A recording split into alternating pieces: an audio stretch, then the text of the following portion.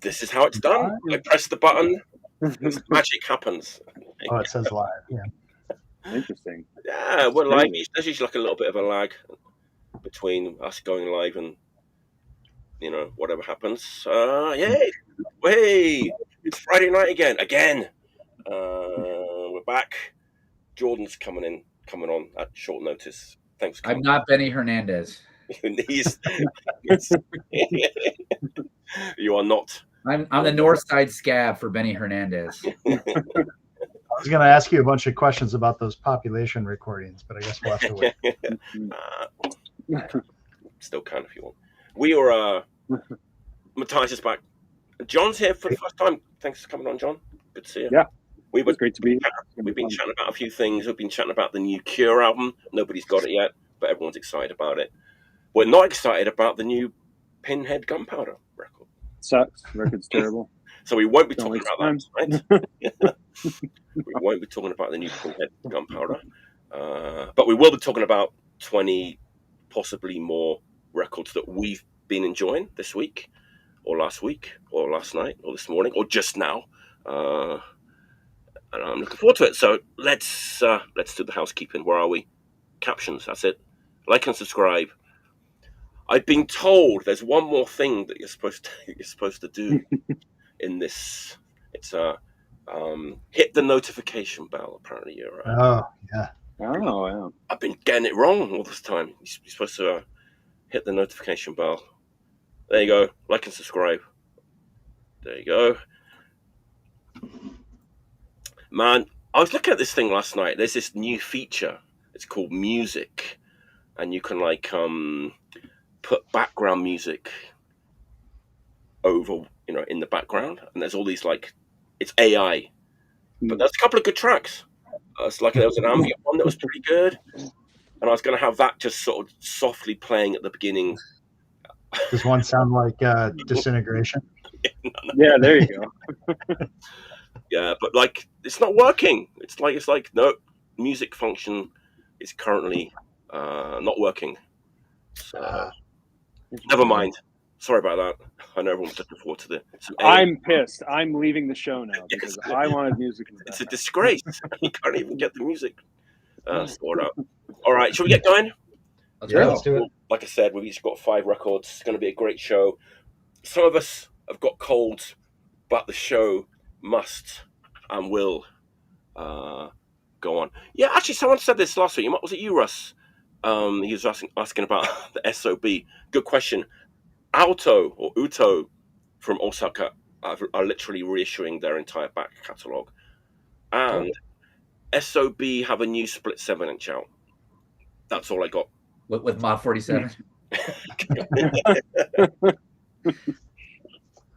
SOB, local band here in Osaka. But yeah, it's a good question. I think some of that stuff was on a major, and there's probably all sorts of issues. All right. Yeah, I can't imagine the headache with that shit, trying to get the masters back. Could you imagine that, trying to do that if you were in a band that was on a major that got dropped and you had to try to get they got dropped, yeah. They were on a major. Good fucking God. They were on Rise Above Records for a bit. They were on another record label in Japan. It's probably all over the place, right? So yeah. Okay.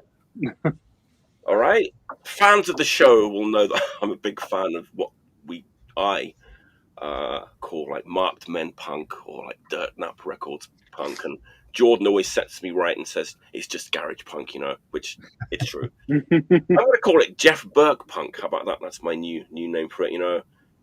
He's been in a lot of bands. They're all good, I want to say. Marked Men, Radioactivity. I've got a new one. Well, it's new to me. This record is in his discography, and I've been enjoying it. It's a little bit different to Radioactivity and the Marked Men. I think he made it when he was living in Japan, I think. It's this band called The Lost Balloons. Yeah, I know that band. That's good shit. It is good shit, man. This is their second LP. I haven't heard the first one. It's just him and a Japanese guy called Yusuke Okada, who did the artwork. It's a great-looking record as well. I don't know if you can see it.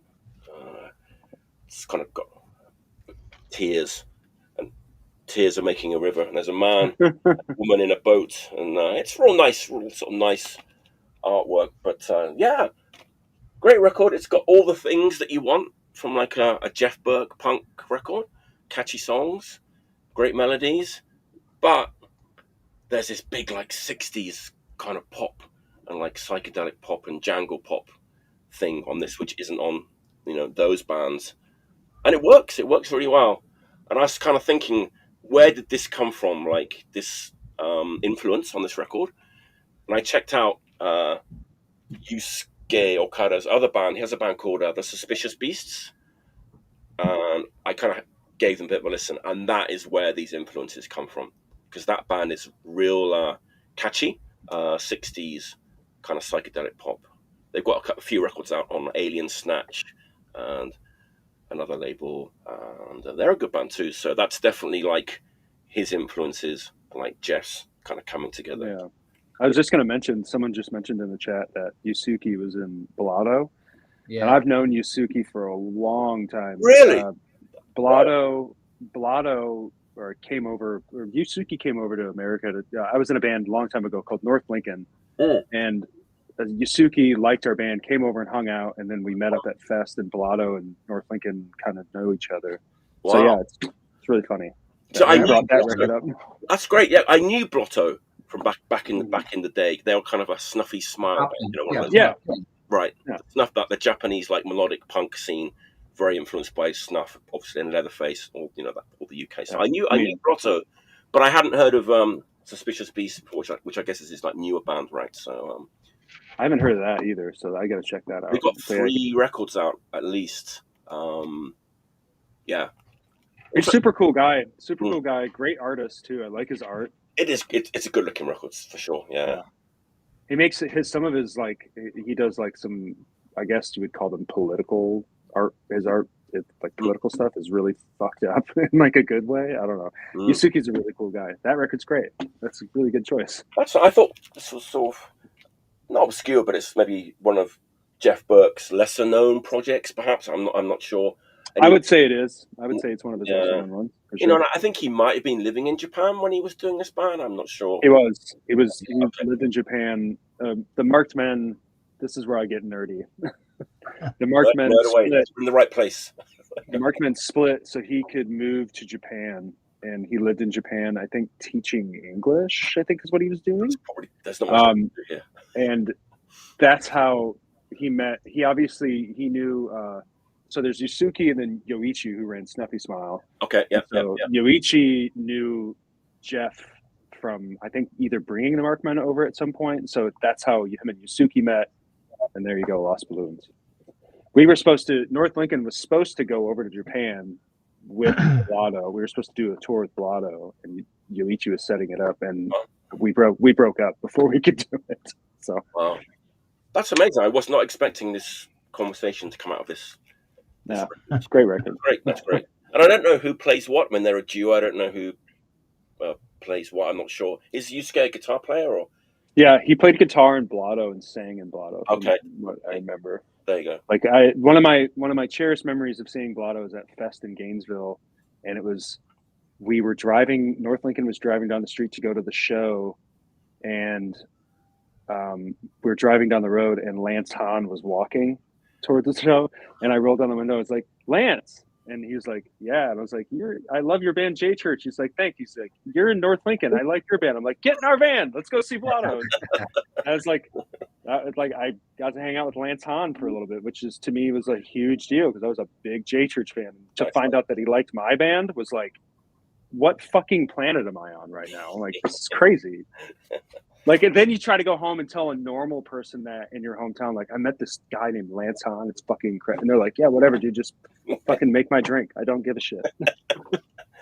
Well, we rest in peace, Lance Hahn. We care. Mm-hmm. Yeah. What's that? I just said rest in peace, Lance Hahn. Oh yeah. Good dude. It's really good dude. Yeah, that's my first pick. Great. Good, nice surprise, you know. Nice surprise to find another Jeff Burke record. And then the Blotto thing too is also an added bonus. That's my first pick. All right, Matthias. Nice. What you got? What's your first pick? All right. I think I briefly mentioned this record the first time I was on, just in passing. I've been listening to it a lot lately. It's so I want to say it's like 80s Denmark, Hub Records, Kalishnikov.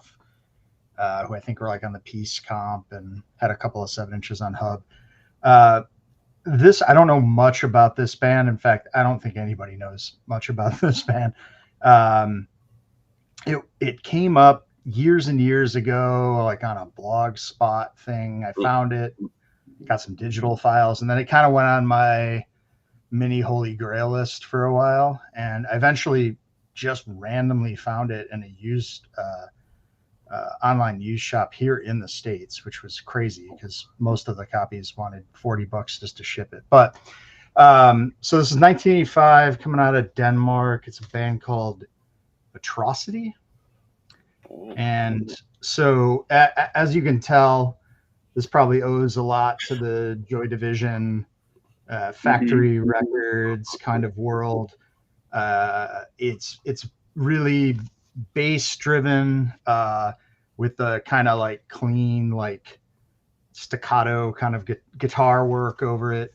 At times sounds a little like maybe even Two-Way Army, maybe a little bit. Oh, nice. So, and it's not as like dark. It's not on the dark, depressing side of like a Joy Division kind of sound. But it's a little more punkier, a little more upbeat.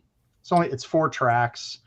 I tried to find some information about this band. It just doesn't exist. Like, there's just nothing out there really. It does have, I think the bass player did, I don't know if you can see it, but he signed it in Dutch. I think it says, "I hope you like it." So yeah, I don't know. This is just a record. Like when I talk about in the past, when we've talked about, I don't know, like Gang of Four and Comsat Angels and all those bands that had that really, really great first album and then kind of fell off. Right. There's also a bunch of bands like this that just put out a 45 or a single and then never did anything else really. They never really went on to be in any other bands or anything from what I can tell. It's just a total little like sliver of time in the mid 80s. Like, so yeah, definitely an interesting record. I mean, I don't think it's anywhere out on streaming, but you can find it on YouTube for sure. And I think it's called Because, like you'll find it, the Atrocity Because 7-inch, and it's on Hub Records out of Denmark. So nice. Yeah. Interesting, like kind of a little post-punk footnote kind of thing that, cool. Is it a band that has enough material to warrant like a discography? Not that I can tell. Okay. I mean, that thing has 4 tracks on it, and I no indication that there is anything else, not even a demo that I've seen. They do list like on Discogs, it lists all the members, but it doesn't look like really any of them went on to do anything else. At least I think one of them might be like an engineer or a producer or something, but yeah, like Hub Records, like, I mean, they did all that Kalishnikov stuff and a couple other bands in the 80s out of Denmark. Like there's some decent stuff on Hub, but nothing else from Atrocity. So maybe there's sort of there's a need for sort of a Kill by Death style compilation of these one and done post punk. There probably is one, right? There's probably. I'm sure. You would assume that there would have to. There must be, but at this point, right? I don't see any indication that like that's ever really been reissued or included in it. Even like a track doesn't look like they've been just taken one song off of it and put it somewhere. It just kind of seems like that's all that really exists for them. Yeah, and I mean, I had never heard about them. I just kind of like found them in that blog. It looked marginally interesting. I grabbed the files and I was like, oh, that's pretty good. Kind of just stewed in the back of my brain for years and years and years. And then I put it on my list. I'd look it up on Discogs every once in a while, but it would only be available from like Denmark for like, basically it would cost me like $110 to get it or something. And I was like, nah, I don't like it that much. And then I just happened to kind of like be looking through, I don't even know what site it was, but it was like a used record thing online here in the States. And like, there was nothing else in there, that list, that was even like adjacent to this record. It was just like, flip. Wait, is that oh my God, that's the record I've been looking for. And like, perfect. So I don't think that's happened in like 20 years for me. Like, you know what I mean? Like going to a record store and finding that one record you've been looking for like 10 years going, holy shit. That kind of brought back a little bit of that hunting nostalgia for vinyl. So that's a good point. Keep hope alive. I think that feeling is gone now. With Discogs kind of ruined that.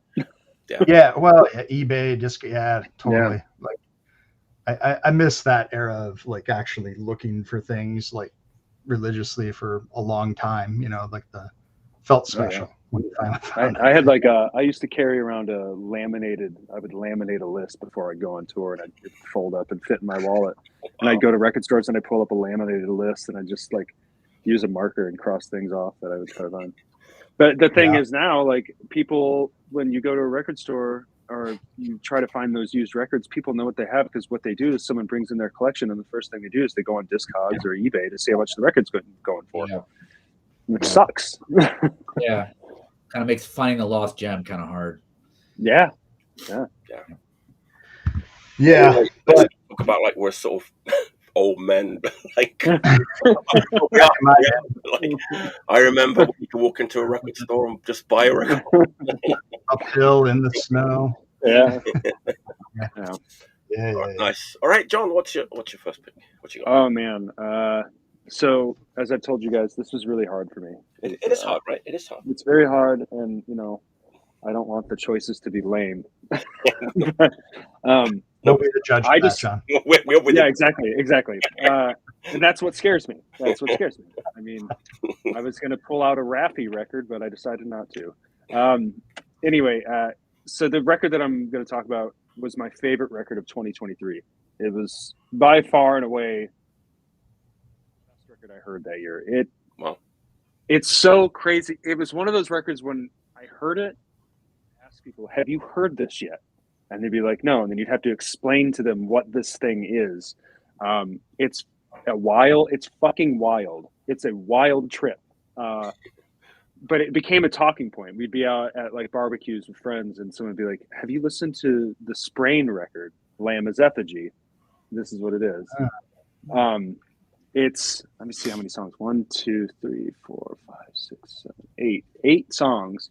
And it's over 90 minutes long. Whoa. It's crazy. The band is from LA. So this is, I don't know if everybody can see the cover, but it's called The Lamb as Effigy by Sprain. They're from LA. And when they started, they were like a slowcore band, which is, I love that shit too. So I like that stuff. But as they progressively went on, they became more harsh. And this record is kind of like, they said that they were listening to a very experimental composer. I forgot his name. He's a Greek composer. Shit, I should have wrote this down. Anyway, his music is pretty challenging. It's all string based, and then the album starts with strings opening it. But it's so hard to describe to people. It's like the first, it's 2 LPs for one thing. The A side is 2 or 3 songs. B side is 1 24-minute long track. And then the second record, the C side is 3 songs, and then the last song is 24 minutes on one side. But it's like, it ventures everything from like crazy ambient music to really wild chamber music to Jesus Lizard style shit. It's like, the record is so wild and crazy and well thought out, well recorded, well put together. The words, like the lyrics are amazing, that it's such a fucking incredible piece of work, this thing, that only like 6 months after this came out, the band was like, wrote on their Instagram, we have no idea how to go. That's it. That's the composer. That's it. Yeah. Rachel said, that's it. Yeah. That's it. That's it. He's the guy. But yeah, they wrote on their Instagram, we have no idea how to go forward anymore as a band. So Sprain is done. They made this record and they were just like, they vomited everything out they ever had to do. And I can't talk about it enough. Like, it's hard to get the words to describe it. It's a fucking mind-blendingly amazing record. Is it proggy? No, not at all. Not at all. It's hard. It's hard. Not proggy at all. Like I said, the first track sounds like it could have came out of Minneapolis in the 90s. It could have been on AMREP. but that song grows and grows, and then it devolves into this weird fucking ambient thing that turns into another noise rock. It's just this. It's extremely well thought out. It is by far the best record of 2023, in my opinion. It's one of those records that either someone's going to like it or they're going to absolutely hate it. Right. There's no in between. It's like, I love this record or I hate it. But the people that do love it really love it. Because it's a really great, it's just a great piece of work. It's a great piece of art, essentially. And I just, I don't know what else to say about it other than if you have not heard it, I say take a good 90 minutes out of your day to sit down and just take it all in. Because if you have a chance to get the record, I know that it was out of press for a while. The label, The Flenser, put it out. The label that does Chat Pile stuff and all that stuff. Okay. But the lyric sheet it's crazy to read the lyrics the guy wrote. It's very doom and gloom. It's pretty heavy, but it works as a package. It's just an amazing, amazing record. So yeah, that's my first pick. That's definitely one that nobody talked about last year. That's the first time I'm hearing anyone talk about it. I've heard of it. Yeah. It's incredible. I can't say it more about it. Like, I don't even know if I said enough about it. I think I just couldn't find the right words, but it's hard to describe records, right? It's so hard. This one is it's crazier to describe because, like I said, they're inspired by the composer, but then like they're talking about, slowcore, Jesus Lizard, crazy, like, the lead singer guy was really into Gregorian chant music for a while. So it's like, it's just like, I don't know how they wrote it. But it's cohesive though, right? All these elements work well together, right? You have to listen to it from the start to the end. But like, when they did break up, I was like, yeah, that makes sense. Because I don't know what you could do after that. Wow, I'm intrigued. That's what I'm definitely it's going on the list. They never did anything before that. They did one LP before it that was kind of more straightforward, kind of noise rock with a little bit of slowcore in there. Right. And then this record was like the leap forward. It was just like the biggest leap ever that there's no way they could make a better record. So they're just like, we're done. Right. Yeah. But yeah, the record they did 2 records before it. The record before this one that's on the Flenser, I can't remember the name of it. It's got like a black cover. That's kind of just like noise rocky. And then the previous record to that is all straight kind of low bedhead kind of sounding stuff. Okay. So they just evolved. It's crazy. Their evolution as a band is pretty wild. Cool. Beautiful. Yeah, that's it. Yeah, I'm intrigued. All right. Jordan, what's your first pick? A very short message. Yeah. Yeah, I tried to throw my 5 records together pretty quick in the last hour and a half. So this record is a new record that came out in 2024. So it just came out a couple months ago. And it's not, to be honest with you, when I first heard this band, I wasn't really that into it too much. Then I went to see them play in Chicago because one of my friends was like, you got to see them. They're amazing live. So I went and saw this band and I bought their LP and brought it home, and I really liked it. This is their second LP, and I think they kind of put it up a notch, I would say, above everything. This band is from Athens, Greece. The Greek connection. There you go. Oh, yeah, that record's great. Yeah. Love that band. There you go.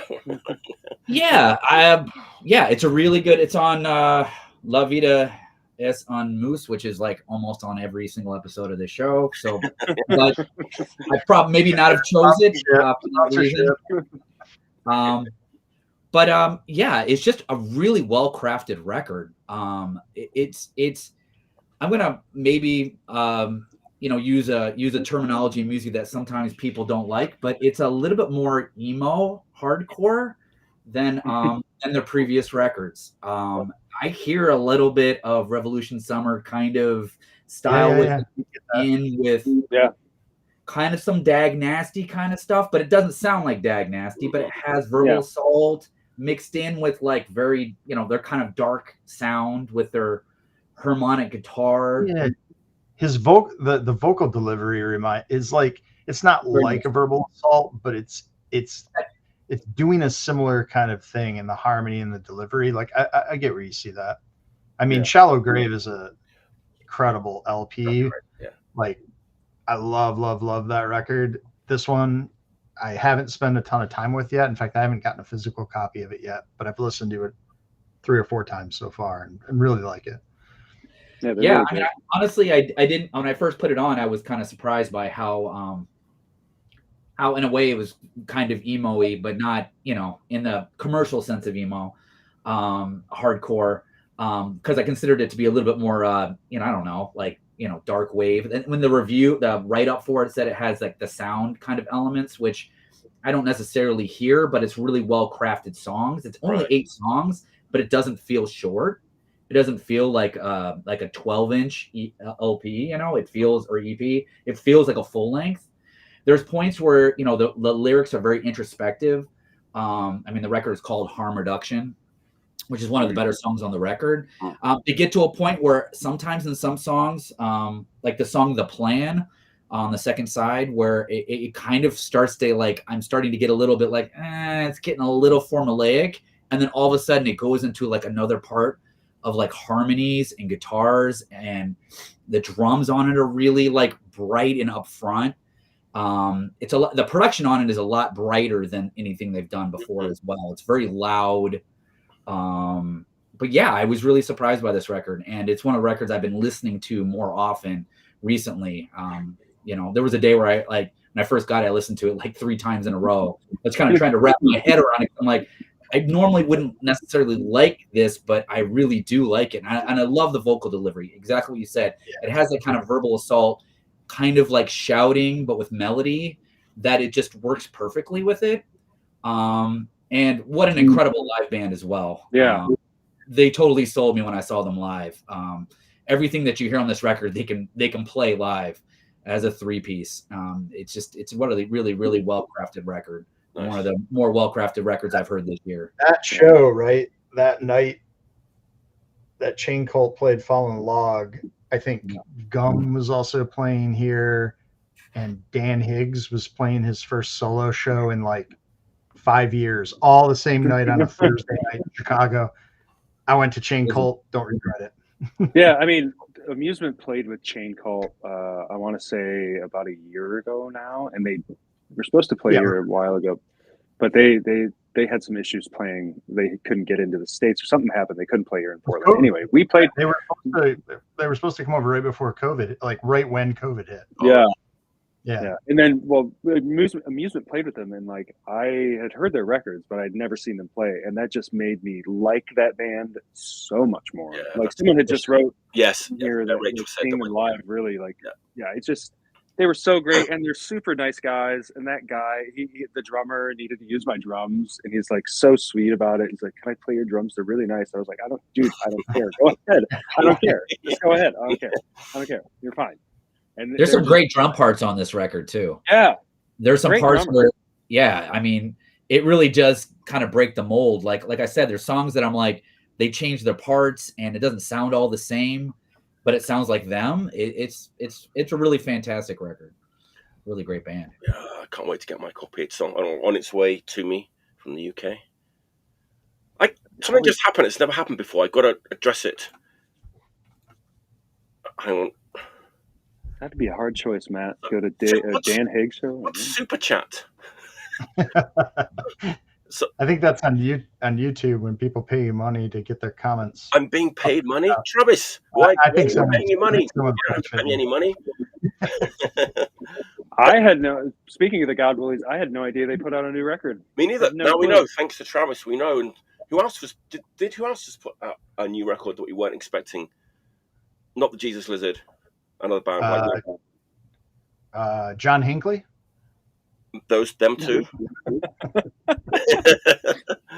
No, I think there's. You mean like another kind of noise rocky, like AMREP adjacent thing? Isn't it the Jesus Lizard just put out a new record, right? They did put a new record. Yeah. 3 weeks ago or something. Yeah, which is, I checked it out. I bought it. I pre-ordered it. I'm a big Jesus Lizard guy. I think as well. If you grew up in the Midwest, you kind of were. I mean. Yeah, God Bullies, I did not know had a new record out. Is that a touch and go thing? No. Corey's not doing records anymore. Okay. Like reissues, but I don't think he's doing new stuff. Sorry, I'm a bit blown away by the super chat. That's a first. Yeah. Thanks, Travis. Appreciate that. Thanks. Yeah, I want to check out that God Bullies record though, because I loved that band. That band, I saw them once when I was like a really young kid. I must have been 15, 14. And they freaked me out, man. They freaked me out. But that's what made me love them, I think. It's got to be kind of tough, right? Like coming back at the same time Jesus Lizard is also dropping their album. Like God Bullies haven't put a record out in ages, right? Like ages. Yeah, it's like, hey, we got a new album, and then it's like, oh yeah, Star Wars is coming out too. Yeah. I don't know. I haven't heard. No, first time. But thanks. That's Reptile Records. Reptile. Okay. Yeah. Cool. Not reptilian. Not reptilian. I was going to say reptilian, reptile. There we go. Reptilian. There you go. Reptilian. Tony Pence used to work at Reptilian. They did. So did Artie White. Everyone worked at Reptilian. All right. I was happy to hear Matthias briefly mention Gary Newman like a few minutes ago. So I'm going to switch up my next pick to tie in with the Gary Newman mention there. Beautiful. Nice. Replicas. Yes. Yes, let's get into this a little bit. So I'm thinking that everybody loves all those early Gary Newman albums. Yeah, I do. Yeah. I mean, Dance. Replicas, Principle. Even Telecon is pretty good. ISS is okay. And two Army records. What do I have? Yeah. And there's three things that I really like about those records. It's like just the synth sounds are sort of the best ever. Yeah. There's that. And there's the atmosphere, this sort of icy, futuristic sort of atmosphere. And then at the same time, there's the accessibility. You've got all this going on, but there's great songs, So all these three things sort of work together to make these just amazing records. So I've always been sort of thinking, is there anything that kind of sounds like those early Gary Newman records? And there's probably some really, really obvious ones that I missed. And in fact, I did miss. It's been right under my nose like the whole time. And I sort of finally bought it. And this record is as good as any of those early Gary Newman records. It's a classic. Self-described car crash music. John Foxx. Oh yeah. All right. Oh, I've never heard of this. This record will change your life. It changed mine like last week. It's like as good as like any of those early Gary Newman records. It's like it's so similar. It's got the synth sounds are similar. The atmosphere is similar. It's icy. It's like futuristic. It looks like one too. It looks like one too, right? Yeah. This came out in like 1980. But I've definitely seen things where Gary Newman has said that he was influenced by John Foxx, and probably Ultravox too, right? The when John Foxx was in the band, but yeah, sure.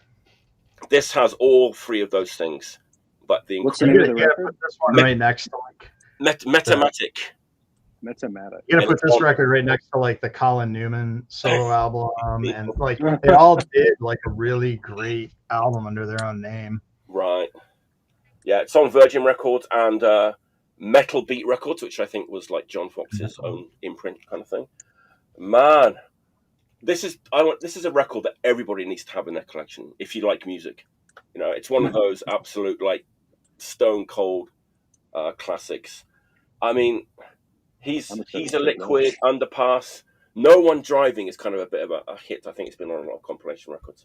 But yeah, it's. So what's that got to be like? Early 80s, right? 80, 81? It came out in like January 80, I think. January 80, okay. Yeah, super early in like 1980. So, and, it's got like John Foxx is like completely interested and sort of detached, like vocal delivery. It still sounds like it comes from the future, like even today. Yeah, amazing. It's been under our noses like since 1980, this record. So I think that's what's great about records like that. Well, I haven't heard this yet, but like I'm pretty sure it's kind of in the vein of where I'm going with this. But like, you know, two-way army stuff, any kind of thing that started utilizing synths in the 80s, it was a new technology, and everyone was just kind of like, I don't know, we'll just see where we'll go with it, right? And it was the blank palette, so people did the coolest shit with it. Now that we've had synthesizers for so long, it's like a lot of that shit's been done. So like, what else new can you do with it? That's what I think makes these records so great. It's because it's so new that it's like, I'm going to be the first to do this thing. I don't think anyone's like beaten that this certain sound. I don't know like the technicalities of it, but you know the sound I'm talking about. That sound that's in like Our Friends Electric. Those sounds like are the best like synth sounds like ever. Yeah. Down in the Park or something. Yeah. It's eerie. It's kind of soundtracky, but it's song based at the same time. It's mechanical, robotic, icy. It's all those words, you know. And it's probably in your local record store's $5 bin right now, as we speak. All right, I gotta find that. Yeah, it's amazing. Cool. The second one's good too. The Garden is pretty good too. A bit more commercial, but yeah, killer. Huh. That's great that you mentioned Gary Newman. That was my actual build up to the record. All right. There we go. All right. Matthias, well, what's your second one? Let's keep up the Gary Newman talk then. All right. In the mid 90s when you know, most of the people I grew up with had either finished college or were ready to leave, in this case Michigan. My good friend Rob was leaving Michigan to kind of go off and go a little more off grid, live in the wild a bit. And he went around, he gave records to people that meant a lot to him. He gave them to his friends before he left. He wanted to lighten the load a bit. And the record he gave me was the first Two-Way Army album. Still have that copy. Love it. And, you know, over the years, as you do, when you get into a particular band or whatever, you start going, well, what else is there? What did the people in the band do outside of this band? And you follow the lineage out. And with Two-Way Army into Gary Newman's solo career and him playing with his stepbrother and stuff, like that's pretty linear. But I did find a couple of things that were relatively interesting over the years. And this is a record I love. There's 245s that came out in the I want to say early to mid 80s. This might be 81 if I remember right. Bass player of Two-Way Army, who Paul Gardiner, who I think I'm saying that right, who I think he passed away at like 25 of like an overdose. So he played on all the early Two-Way Army stuff, and he played on the first three, I think, Gary Newman solo records. But in between those times, he put out 245s under his own name. Wow! So this is Stormtrooper and Drag, and the other one I think is called. It's I'm drawing about. It's a Velvet Underground cover. He does Venus and Furs or whatever that song's called. So they're both just 2 songs, 7 inches, and this is basically a Gary Newman record because Gary Newman co-wrote the songs. Gary Newman sings on both tracks. Whoa! In fact, the B side of this 45, which is called Night Talk, is on the Dance LP, like as a Gary Newman song. Wow! Oh, no shit. Wow! But the main track, Stormtrooper and Drag, is fucking phenomenal. I mean, it's straight up like kind of an unheard Gary Newman song. It's very, very Two-Way Army, very early Gary Newman kind of vibe. Came out on Beggars Banquet. Okay. And then I think he played with Gary Newman through Dance. And then the weird thing about this is Gary's not credited for vocals. He's only credited for guitar, bass, and keyboards. But maybe he was under sort of contractual obligations and stuff. I think so. Yeah, like he couldn't sing on something or whatever. But it's so obviously him. It's, you know, his kind of atonal, sort of icy, robotic kind of delivery is all over this. It's super punchy. It's got great.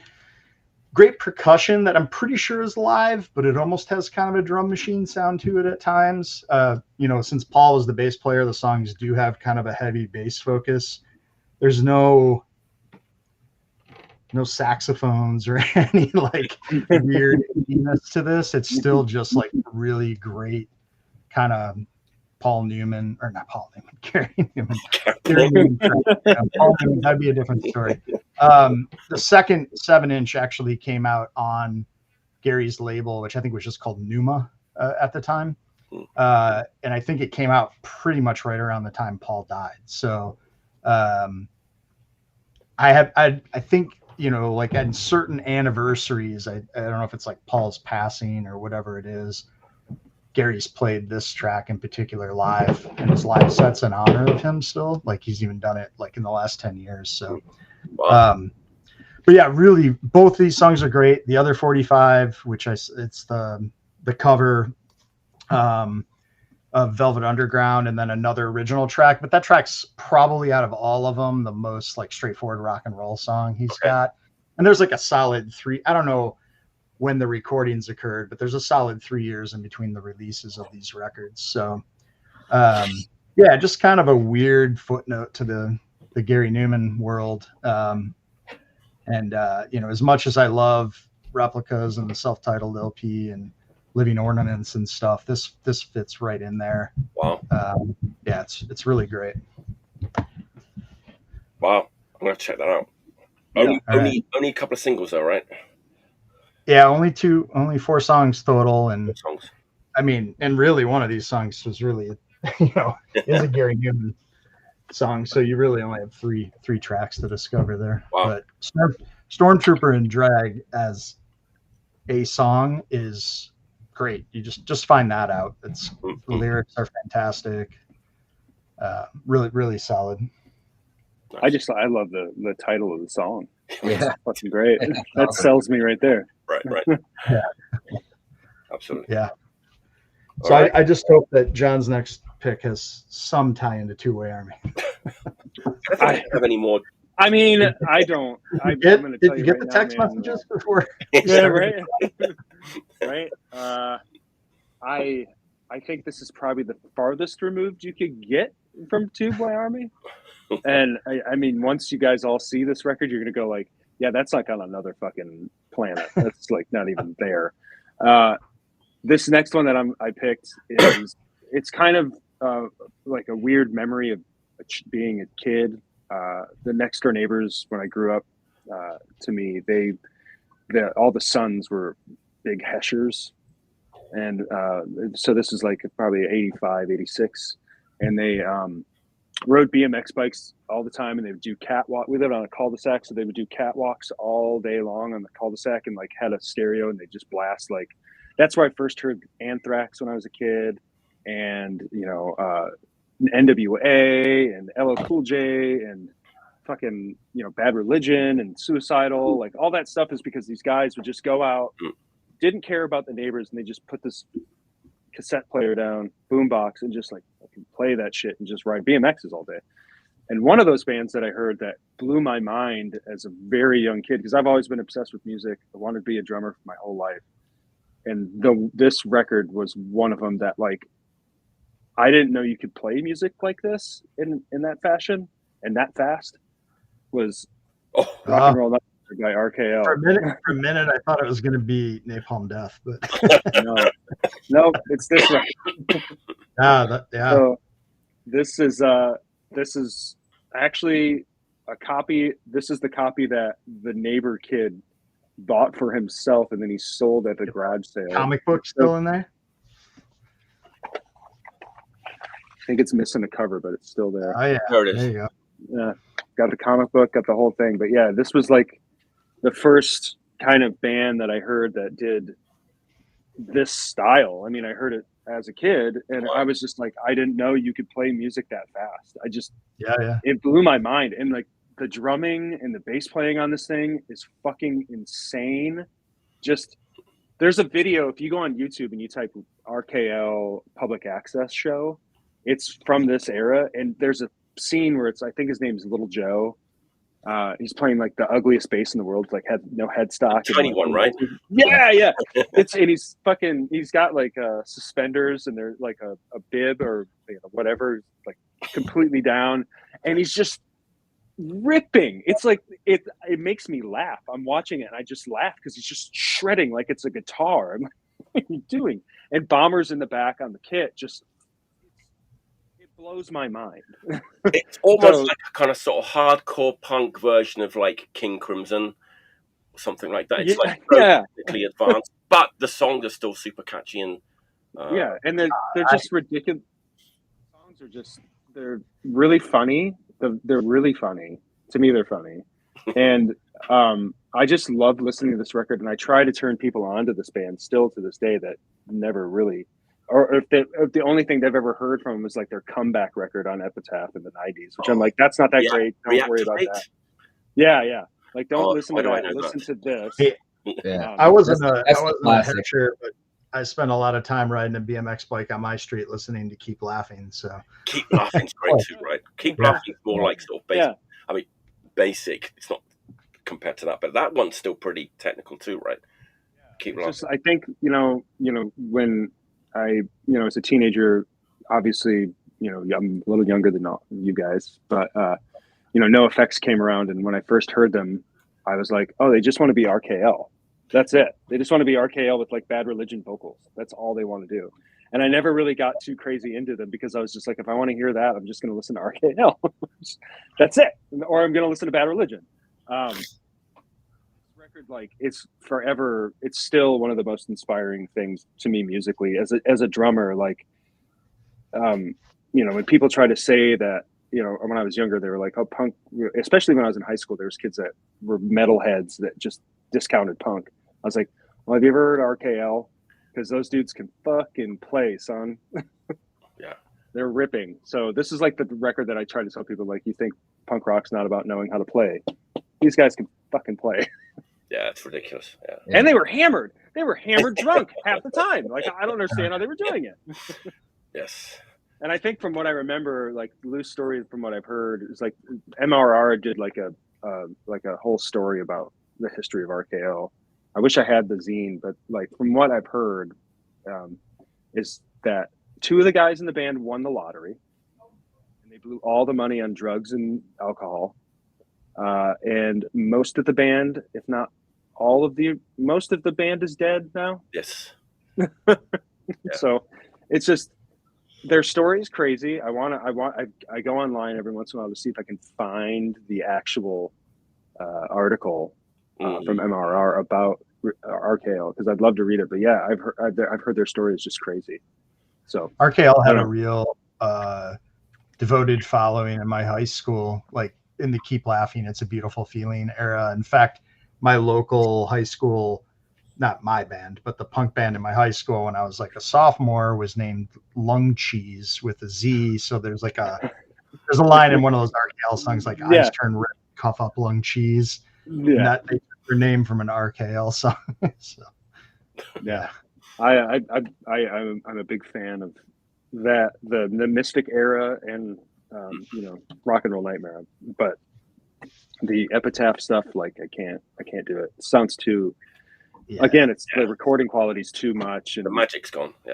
Yeah. I just want him to be like, I'm not what's going on? I was gonna say that dirty era of like nardcore, like Ill Repute and like I love all that shit. I have a real soft spot. Aggression, Grim, all those bands. That Southern California thing. And in fact, I just 2 days ago ordered like the new Stalag 13 LP, which is the last two records they put out are like really solid, I think. Yeah. So yeah. And I saw that Trust is reissuing. Trust Records is reissuing the first Stalag record or something. They are. Yeah, they in control. Yeah. I thought about ordering it because I don't know. They were just in Japan, Mike, aren't they? I don't know. They came, but it was a real like low key thing. They just played this punk festival, and they were like in the afternoon. Doctor No. Yeah, no, I bought the Japanese like LP, the tour LP. They brought some back, so that's what I ordered from. Yeah. Oh, that's cool. The bass player. This is a quick story. The bass player for the band Bothers that I used to be in, he grew up in that scene. and he was in a band called Stop Breathing that was kind of like trying to do the whole RKL thing again.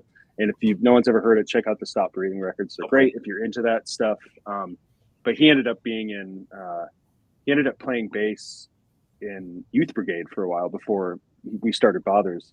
So I got to pick his brain about like talking to him about the Stern Brothers, and like, because me and Mike kind of bonded over our love of RKL. And so he would tell me stories that the Stern Brothers would tell him about, you know, booking shows for RKL or having to deal with RKL, as they put it.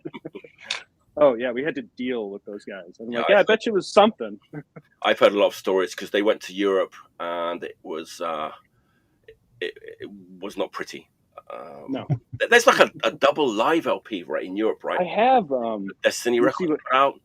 I have David Pollock. Your Choice Live series. No, it's like a big thing. It's on Destiny Records, I think. Okay. It's got like that weird alien on the cover. Yeah, I have that. Yeah. That's amazing. Look at those fucking shorts. It's got some SNFU vibes on the back there. Yeah. Oh yeah. Nice. I almost chose If You Swear You'll Never Catch Fish. That was going to be one of my records tonight, an SNFU record, but I didn't. I was like, I don't know. I'll do the RKL record instead. Of course.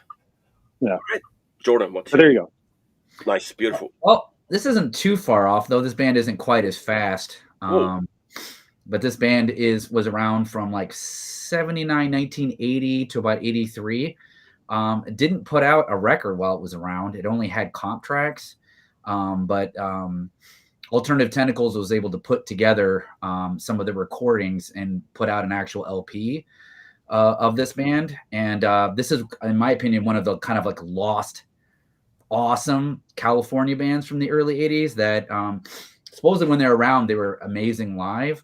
But the fact that they didn't have a record, it just didn't really, translate to the rest of the world that this band really existed besides their comp track. And their most famous thing was that they were on Not So Quiet on the Western Front.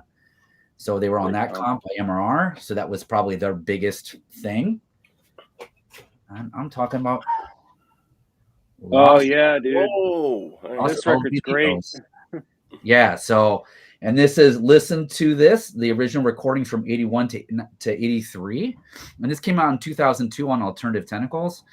The cover's fucking great. Fucking great. It's so good. It's so fucking good. This is like if the Dead Boys and Adolescents had a kid.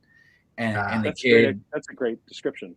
Yeah, it's exactly what it says. The singer sounds a little bit like Steve Baders, and he's just like fucking nuts. And he has a really gnarly voice, and the guitar leads are very in that kind of style, but it's also very skate-like. I mean, it's obviously a skate band.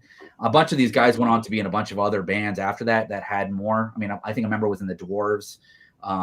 There was Drunk Engines. Somebody was in that band as well. The Faction. Somebody was in the Faction as well. Another skate rock band or punk band, skate punk. But this is fucking phenomenally good record, like so good, so tight.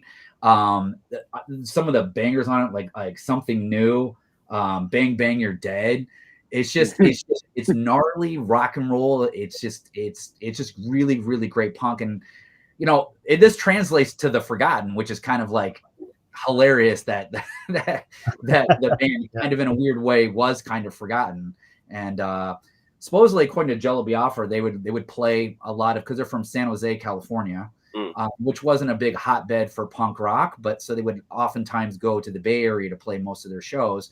And supposedly they would like blow a lot of other bigger bands, as the opening band would really kind of like blow a lot of the other bands out of the way. And even the Dead Kennedys talked about playing with them about how much energy they brought to the show. So this is just a really great comp. And it's like, I think it's 10 songs, maybe 12 songs.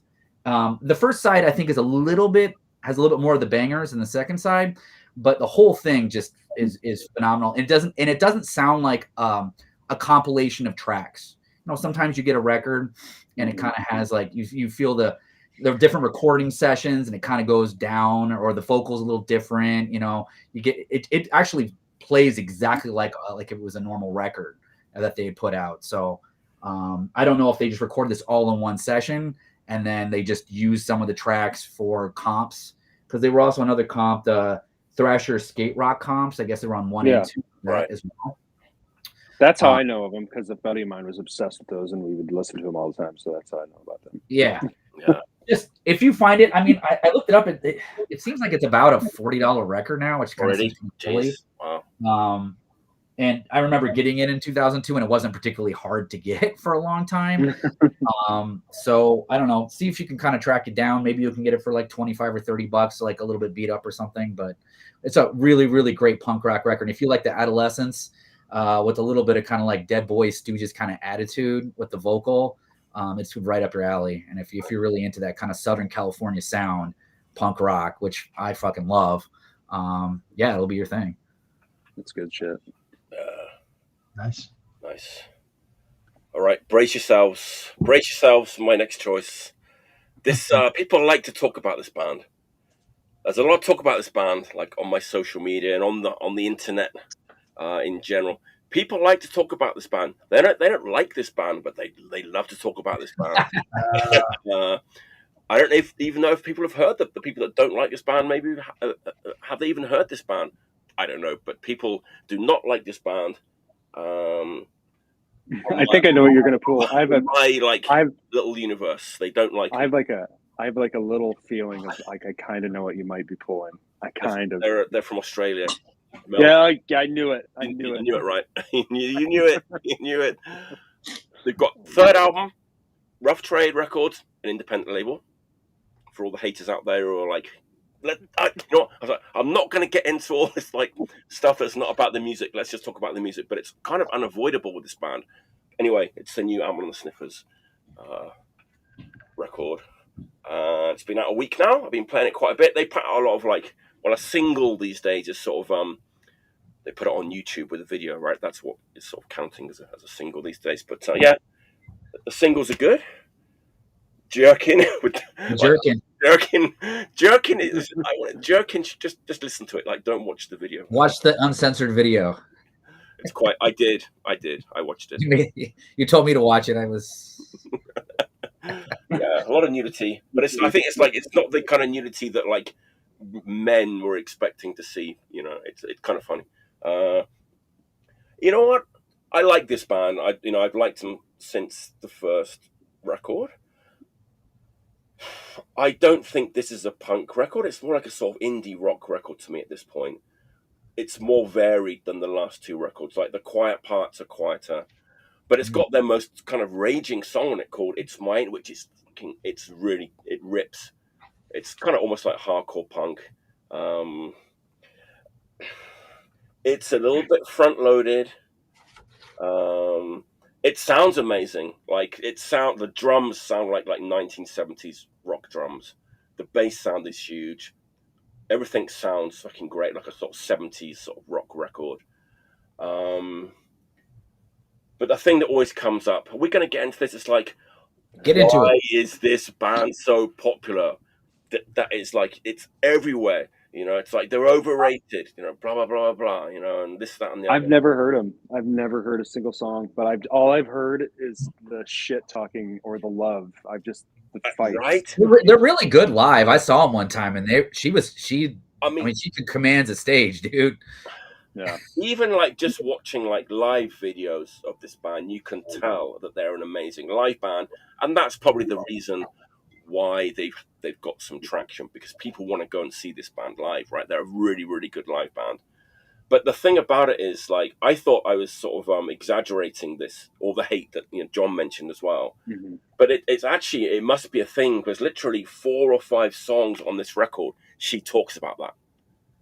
I wouldn't doubt it. Yeah, like about all the hatred, all the like, the kickback they've been getting, and all the kind of like jealousy, and all, it is a thing, it really is a thing. I think some of the from what I've heard, and this is just random shit from like some Aussie folks, is that they were never really part of the Aussie punk scene, and they just kind of came out of nowhere, and now they're seen as like the saviors of Aussie punk. You know what I mean? Right. And so I think a lot of people in the Aussie punk scene are like, the fuck are you talking about? We've never heard of these people. Like, they're not playing DIY shows, that kind of thing. I think they never really sort of presented. They never went that direction anyway. They pretty much. I mean, I always saw them. And I have no frame of reference. I have no frame of reference. Yeah. So it's like, I don't think they ever tried to pretend to be that. I think that's where it gets a little bit confusing. I don't know what their whole stance are, but I also know that, like, you know, I've had a lot of like people that aren't involved in the punk scene even before that record came out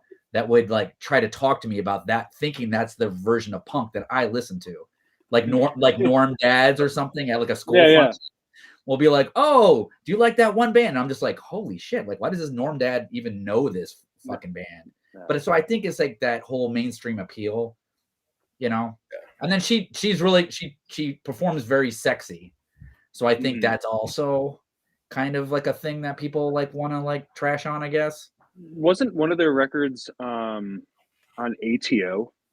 Yes.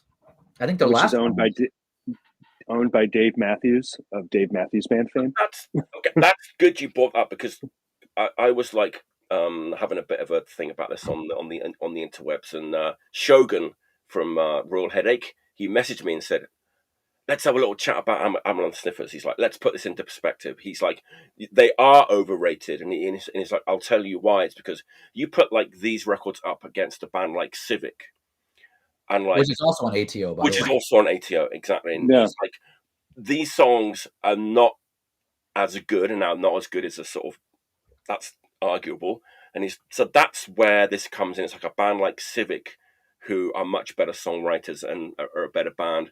They're not getting the attack, but here's the thing with that. Like, here's where I start to question a lot of that shit. Are they saying that because it's hard? I don't know if we want to go down this road, but we're going to go down it. Fuck it. I see a lot of people talking shit on hardcore bands that have women as front people and doing shit like that. Well, they don't write good enough songs. Well, obviously they're writing something good because a lot of fucking people like it. Is it just because you don't like the fact that there's a woman fronting a hardcore band? You have an issue with that? Like, I don't know what your problem is. There's a whole other, we're not going to talk about them, but like, if we talk about a band like Scowl, fuck that. But like this, like, I don't have a horse in this race. What's that? Like that band Gel. Some people, but I don't get there. I mean, I like them. Okay. I don't know why. But I think a lot of people like automatically when they want to discount a band that has a woman as the front person. I honestly believe that's a lot of it. A lot of like men in hardcore that are, I don't know, feel threatened by that or emasculated by the fact that, you know, I do think this band is not trying to be in the underground at all. And I think that's sometimes where some of the confusion is sort of at, because you know, they might seem like they are because they kind of play sort of kind of primitive, aggressive kind of like rock and roll. And I do think there is some hatred on the fact that she performs very sexy. I mean, it is pretty much 99% men of a certain age being angry about this. But like, they're just a good sort of rock and roll band, rock band, indie rock band, whatever you want to call them. But Whoa, what happened there? So did that screw up the volume? Yeah. What's going on? Yeah. Wow. ATO essentially. John, you got to put those. All. Or mute for a minute.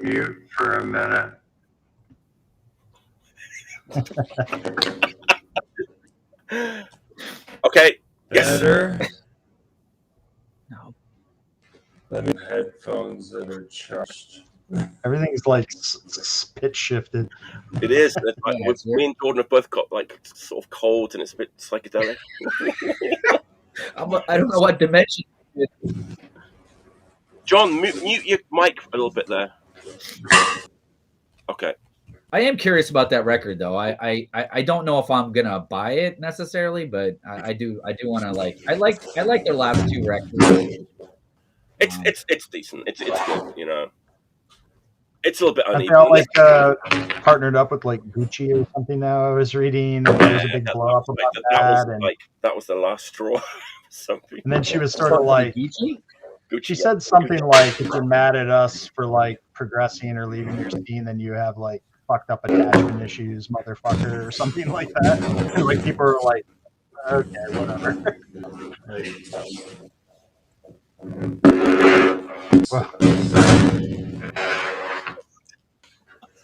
Well, John's trying to create the what is follow-up album. Turn into a transformer.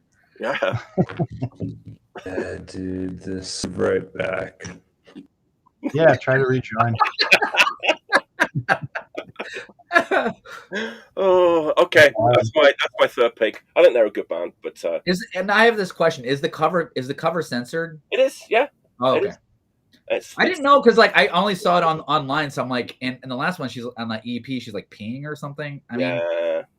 I was wondering if it was just, I don't know, whatever. They've been around too. It's kind of Tusk here, I know. What, Fleetwood Mac Tusk? That's a great record. All right, Chris. There we go. All right, I have to show this. Yeah, sure. Because I've been listening to it. There you go. All right, Matthias, should we carry on? I think John will be back in a second. Yeah, all right. Well, I'm in a slow descent into weirdness, so I'm going to take it one more step. I'm going to stay in 1980 and keep it weird. I promise next time around I'll come back to normalcy. But so I know we've talked a little bit, me, myself in particular, but the show in general, the Sparks. I'll come back to them weekly for the rest of my life till I die. In the heyday of the new wave, the real new wave era of Sparks, Angst in My Pants, the Pulling Rabbits Out of a Hat era, the bass player and the drummer, Leslie Bowen and David Kendrick, who played with them during that era, also had their own band going on. They had recorded a demo. It somehow landed with Posh Boy. Posh Boy was like, fucking love it. Let's put it out. And the album just kind of came out. And it's a weird album. They had some marginal commercial success in these soundtracks of like 80s, teen sex movies and stuff. But this is the Gleaming Spires. Whoa. So you may have heard their hit song from the Revenge of the Nerds soundtrack called Are You Ready for the Sex Girls, which had a video on MTV that was phenomenal because, as they say, they could have gone very sexist with that video and like hyped it all up, but instead it's just these two guys baking a lemon meringue pie in the kitchen. But it has like this weird kind of overtone, and they're taking a total piss at the sort of like sexualized like rock and roll world, so I think this may be the only record they ever did. It was actually it was reissued by Future Mo, I think, or something, the Devo label that does all the new Devo stuff. And it remastered, and this is actually on, strangely enough, if I remember right, it's on lemon meringue vinyl. They really kind of took it all the way. But yeah, it's not as weird as the Sparks. The songwriting's fine. It's pretty straightforward, like early new wave. It doesn't really blaze any crazy new ground. I would say it's subdued, like kind of rock music with hints of new wave, really. I think it's kind of trying to be a little bit like Talking Heads or like David Byrne kind of stuff. Like his vocals remind me of David Byrne at times. The liner notes on the back of this are great. They're written by the Amyl brothers, Foxx, and Russell Mel just says, of the hundreds of new records unleashed on the public every year, you stand out as truly inspired, literate works of art. Few still go further beyond that. Although I have not personally had the time to listen to this record. And then Ron Mel just says this is the best Gleaming Sparks record ever. So, yeah, it's cool. It's The weird thing is, in looking at this, this cover, which is like, why would you have this be your cover? Basically, is a riff on a 1957 poetry LP with like jazz music in the background and like poets reading. It's exactly the same album cover. They just replaced the faces. So who knows why that's. What's that? It does look very 1950s or something. Yeah. This totally looks like something you would find in like the library collection or something, right? They I think one of these guys came on to be a marginally successful screenwriter, like in the movies. I think he did like A Nightmare on Elm Street, and like I think he did that movie Dante's Peak and a few other weird things like that. Kendrick went on to play in Devo for a while in the late 80s, and then he did that band. I'm not even sure if I pronounce it right. I think it's called Shushu, like XIU, which was early 2000s, I think. But yeah, it's like similar to finding the 7-inch I just talked about. It's like you love the Sparks and you start looking at like what's adjacent to them, what's weird. Right. And like, you know, this band is probably pretty forgotten, other than like if you happen to be watching Revenge of the Nerds on a Saturday afternoon. You know, like that's really the only song I think anybody was ever familiar with them. But interesting record nevertheless. I mean, it's good. It's not a standout album, but it's definitely like worth putting in with your Sparks records in terms of like getting that greater picture of what was happening in the early 80s. Paul's fan.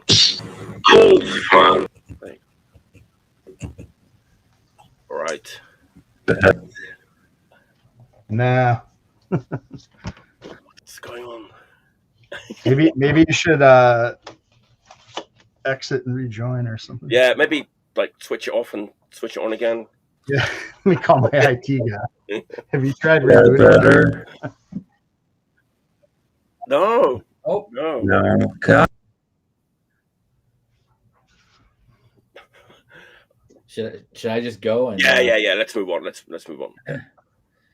All right. Well, about 6 weeks ago, I went to a festival in Milwaukee with some friends, a hardcore festival, and it was a 2-day thing. But I only went to one day of it because most of the bands that I wanted to see were playing on that Saturday. There was a couple bands on the Friday I wanted to see, but most of the ones I wanted to see, like Invertebrates were playing, a band called Short Con was playing. There was just like a lot of like aggressive male fronted hardcore and good stuff. A lot of the bands, you know, were really, really, really good. And I was hanging out outside, and at one point just talking, I think I was hanging out with Ebro and how we were hanging out and talking. And at one point, my friend Sarah, who's been on this podcast, was like, this band Fugitive Bubble is about to play. And I just was like, maybe I'll skip that. I don't know what that is, but I was like, oh, whatever. I'll just go in and see them. So anyway, I went in to see them, and they actually kind of blew me away. First of all, they blew me away because they didn't sound like all the other bands that were playing. And it was a 3-piece with from Olympia, Washington, and with female vocals, which is one thing that wasn't on that fest, basically, for the most part. And so I was just really blown away by how they sounded. It sounded nothing like everything else. It was kind of hardcore-ish. It was fast, but it wasn't really hardcore. It kind of had a little bit of an early 80s Danger House vibe, but it was also kind of frantic and kind of like a Bikini Kill vibe mixed in with like a crass Penis Envy kind of feel where things are kind of disjointed and weird. And so I bought the record. It was actually the only record I bought that day. And so I bought Fugitive Bubble Delusion LP on Sorry State Records, and it came out last year in 2023. It's 10 tracks in 20 minutes. It's the songs are kind of they're just like they're melodic, but they take these weird turns and beats. It kind of frantic drumming involved with it. Sometimes I think it's the bass player will kind of do a monotone voice over her where she's like kind of screaming over, and then she starts singing more melodic. which kind of in a weird way kind of reminds me a little bit of Crass Penis Envy in that way, with some of the vocal stuff. But man, I just really, really like this record, and it kind of just floated past me. Like I usually pay attention to everything that Sorry State does. I mean, I was on a band that was on Sorry State for a while, so and I just totally went past me. And what a great record. And I just kind of feel like most people don't really know much about this band or what they're really about. So I was really, really like thankful that I was able to see this band live and get this record. It's very minimal. The artwork is very minimal. You couldn't even tell that it was on Sorry State because there's like no label information on here. The only way I like kind of only knew is because the download code said Sorry State on it. So I was like, oh shit, yeah, that's a Sorry State record. Which, you know, anyway, really, really, really, really good record. It's just, yeah, go out and get it. It's really, really great. It's one of the like hidden gems I find of 2023 of all the stuff that came out last year that I was listening to. This just didn't make it for me at all. Wasn't on my radar. And there's a song called Chicken Head, which is absolutely awesome. I really like Magic Switch is also that. I think that's a song where they trade off. It's a kind of inventive hardcore punk.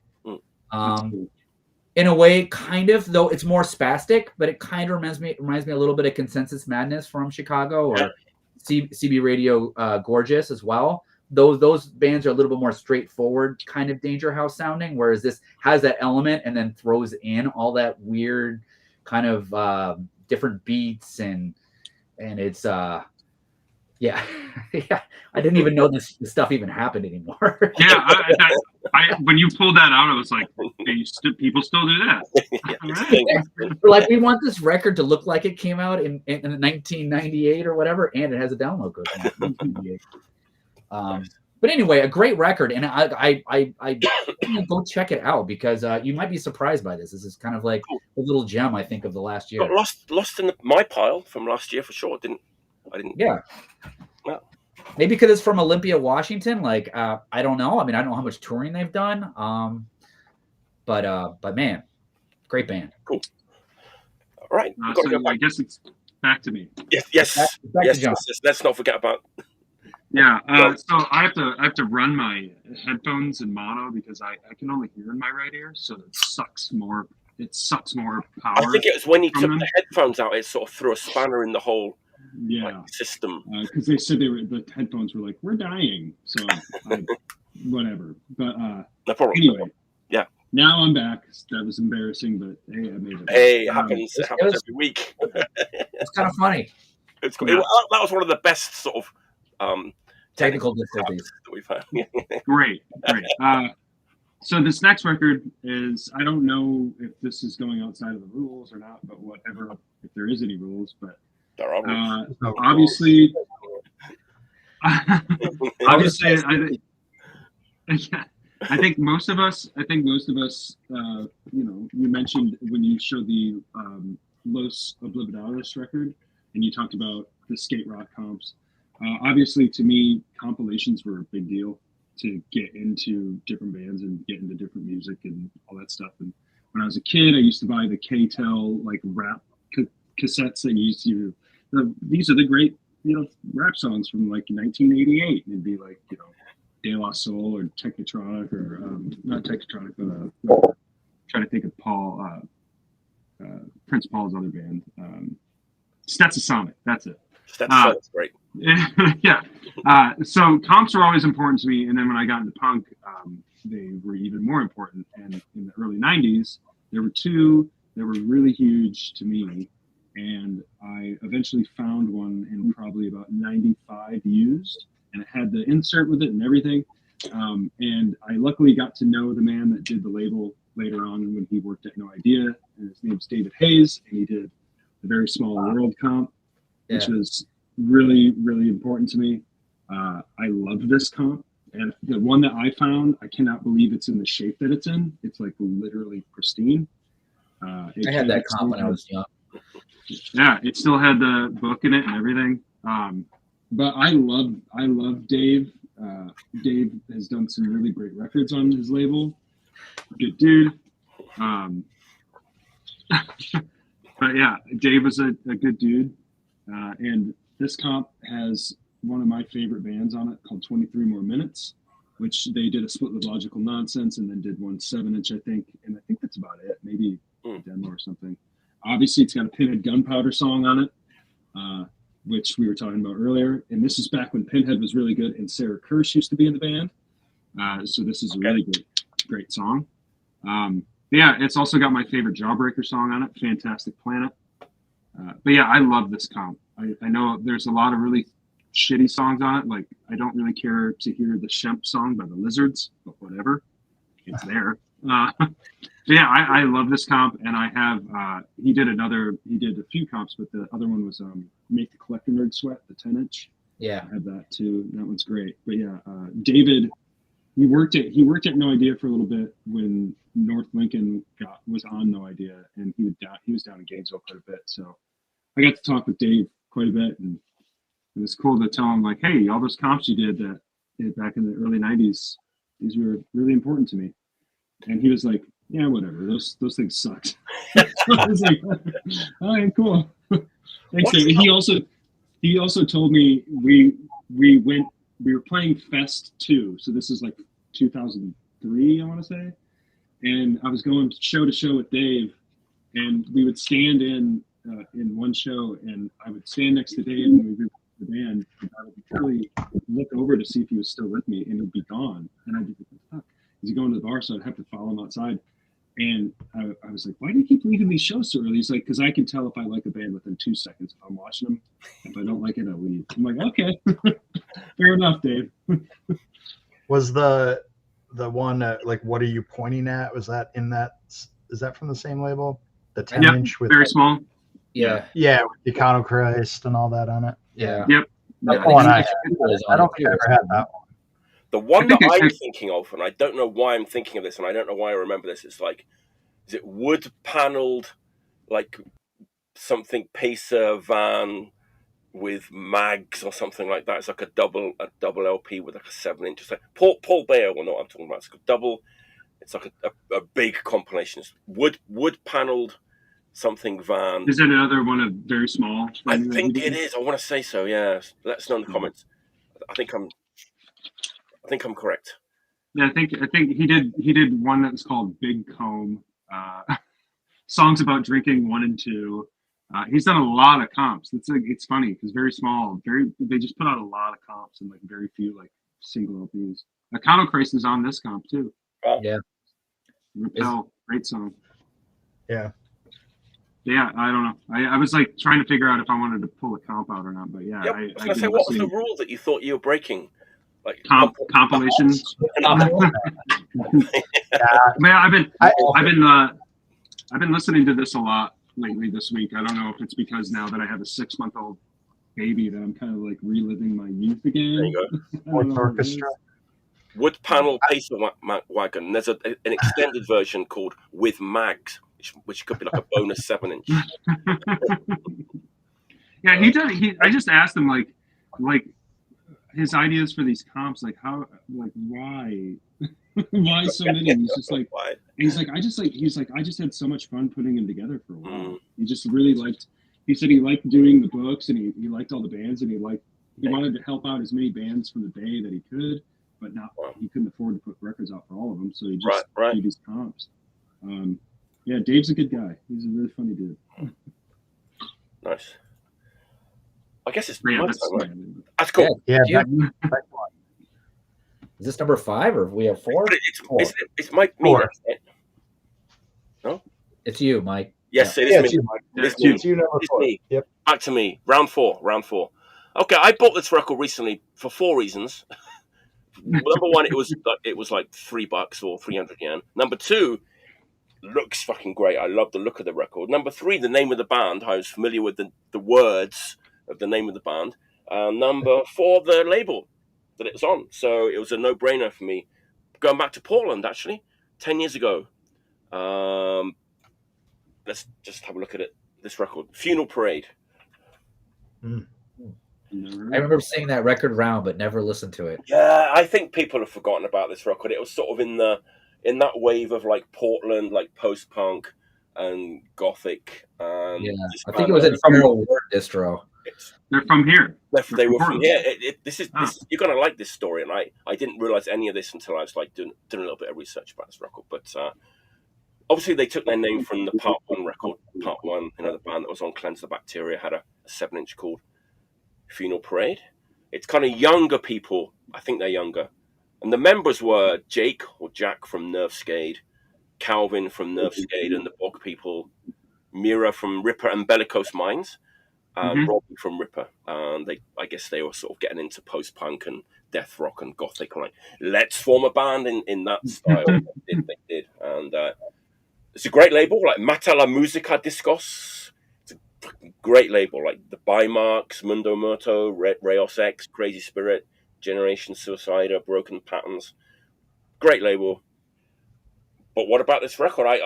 This record kind of, it's funny because they're going for sort of a gothic, post-punk sort of death rock thing. But they're these younger guys, mostly like Jake and Calvin, who are playing in bands like Frenzy and Aspects of War and Nervescade.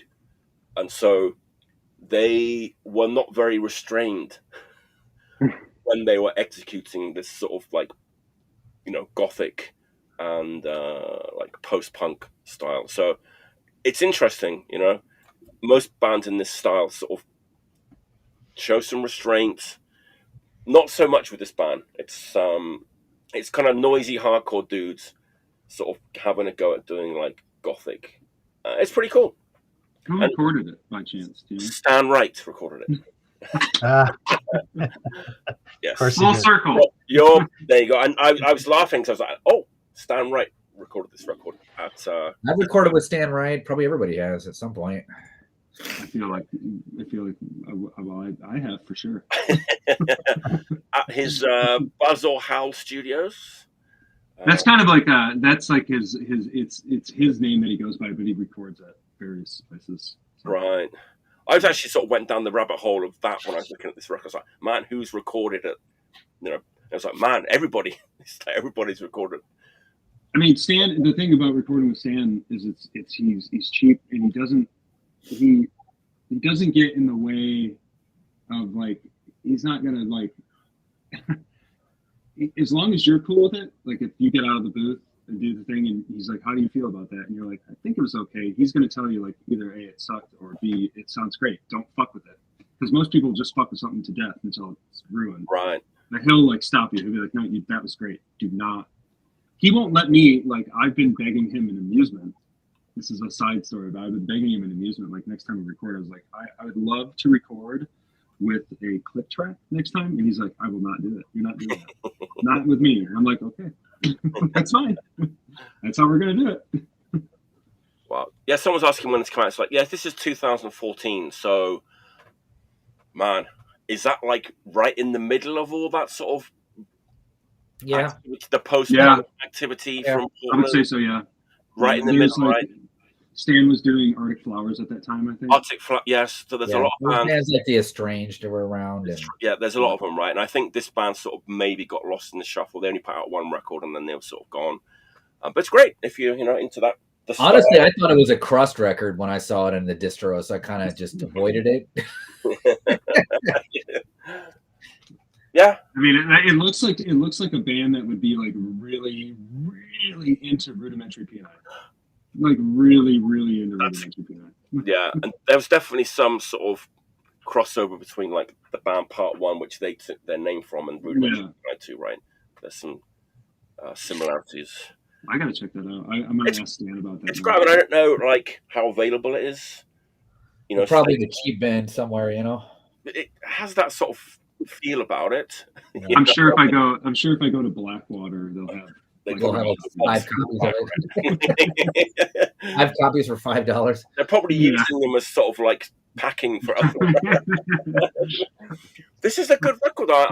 For me, I like the fact that these guys who are sort of doing like Frenzy and Nervescade, and then they sort of would let's do this sort of post-punk gothic band, and they couldn't quite sort of restrain themselves, so it's got a bit of sort of more energy to it than maybe. It's not as gloomy, I used to work with a guy at a restaurant here in Portland that was in the Bog People. So Yes, there's never heard them, but worked with a guy that was in that band.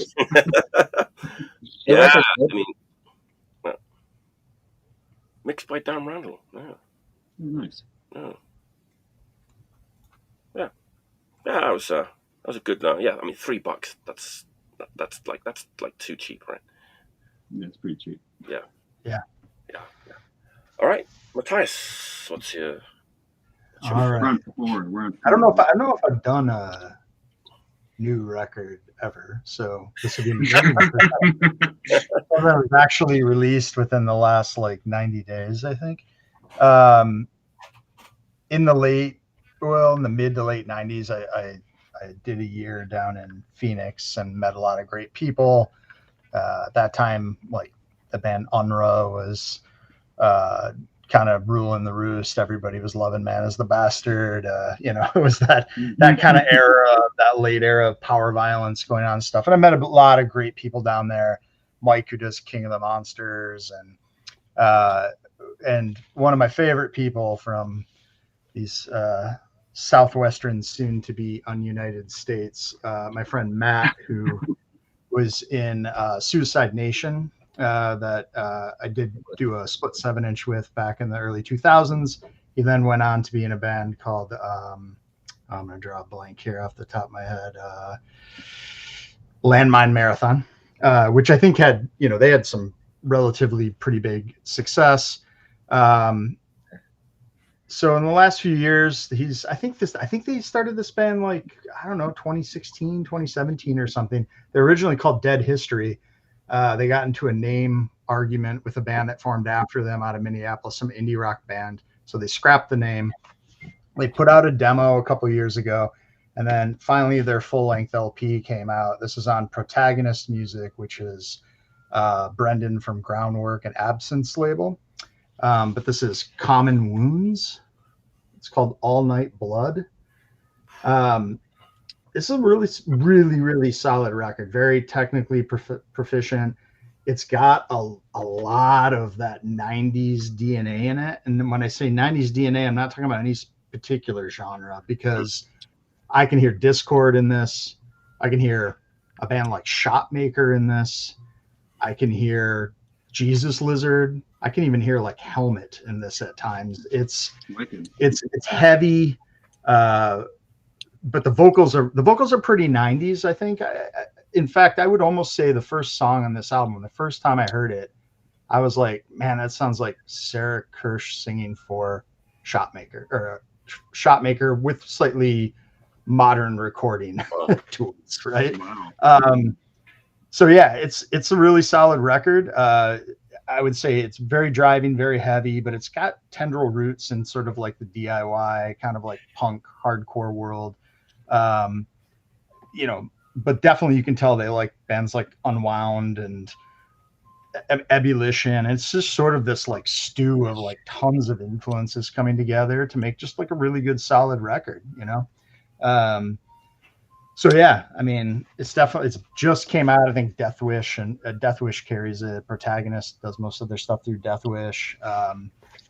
But yeah, definitely worth checking out if you like any of that kind of any of those bands, really, because there's a little bit of something of everything in here. So I've been listening to a lot, probably 4 or 5 times this week alone, just walking to and home from the train. I've been listening to a lot, just kind of getting into it.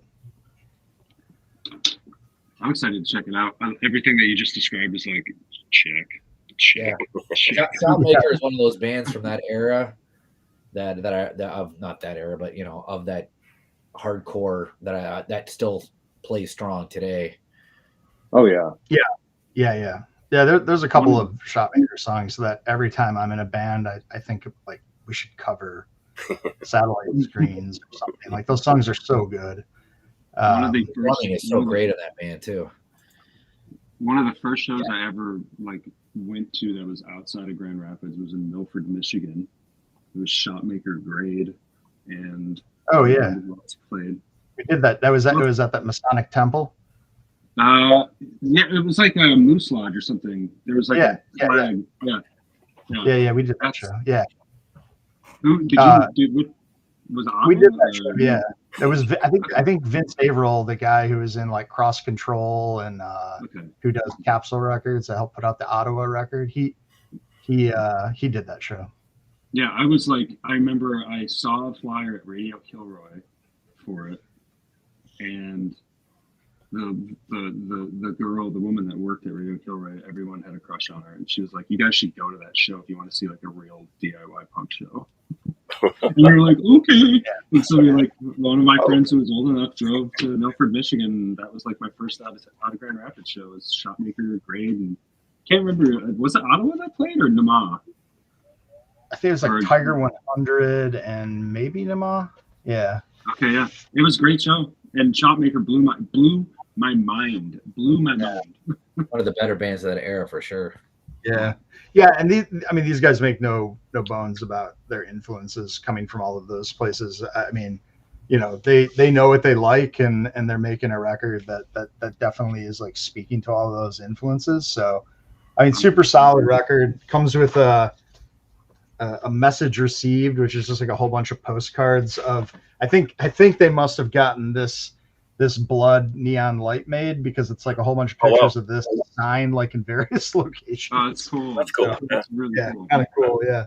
So, but yeah, super worth checking out. Great new record. One of the few new things that I've been listening to on repeat the last couple weeks. Awesome. I thought you were going to show one of your new releases. Me? Nah. I can't do it. You can't do it? You can't. Although I was supposed to go pick one up today, but I had to go vote instead. Someone will do it. Someone will get to it in the next month or so, I guess. All right. John, what's your... Yeah, so I'm going to go to the later 90s with my next one. This is one of the bands that's, I think everybody can agree it was at least hugely impactful to me. I don't know. I find it hard to pick a favorite record from them. Like, it's close to impossible. There's only two bands like that for me that are like next to impossible to pick a favorite record for, and this is one of them. The other band being Lungfish, it's impossible. Cannot pick a favorite record by the band. Impossible. But this particular record reminds me of this season. It reminds me of fall a lot. So I listened to it quite a bit during the fall, and during the fall, it is my favorite record by Fugazi. It's End Hits. It's their best. They're my favorite one by them for fall time. I've never heard that one. Whoa, man, this is great. I love this one. I don't know where a lot of people stand on it, but this is one of my favorite ones. I think like the record before this they did was Red Medicine, and that was the one that kind of threw people through a loop. Oh, really? For sure, yeah. I haven't heard that one either. It's different than the earlier ones for sure, but I think this one, a lot of folks will tell me that The Argument is the best Fugazi record. I think Get on the Kill Taker is the best. Oh yeah, that's what I say. That's what I say too. Get on the Kill Taker takes it for me. For sure. Small Pox Champion, the greatest song they ever wrote, hands down. Yeah, but the people that do tell me that they like The Argument the best, this to me is like them finding that record.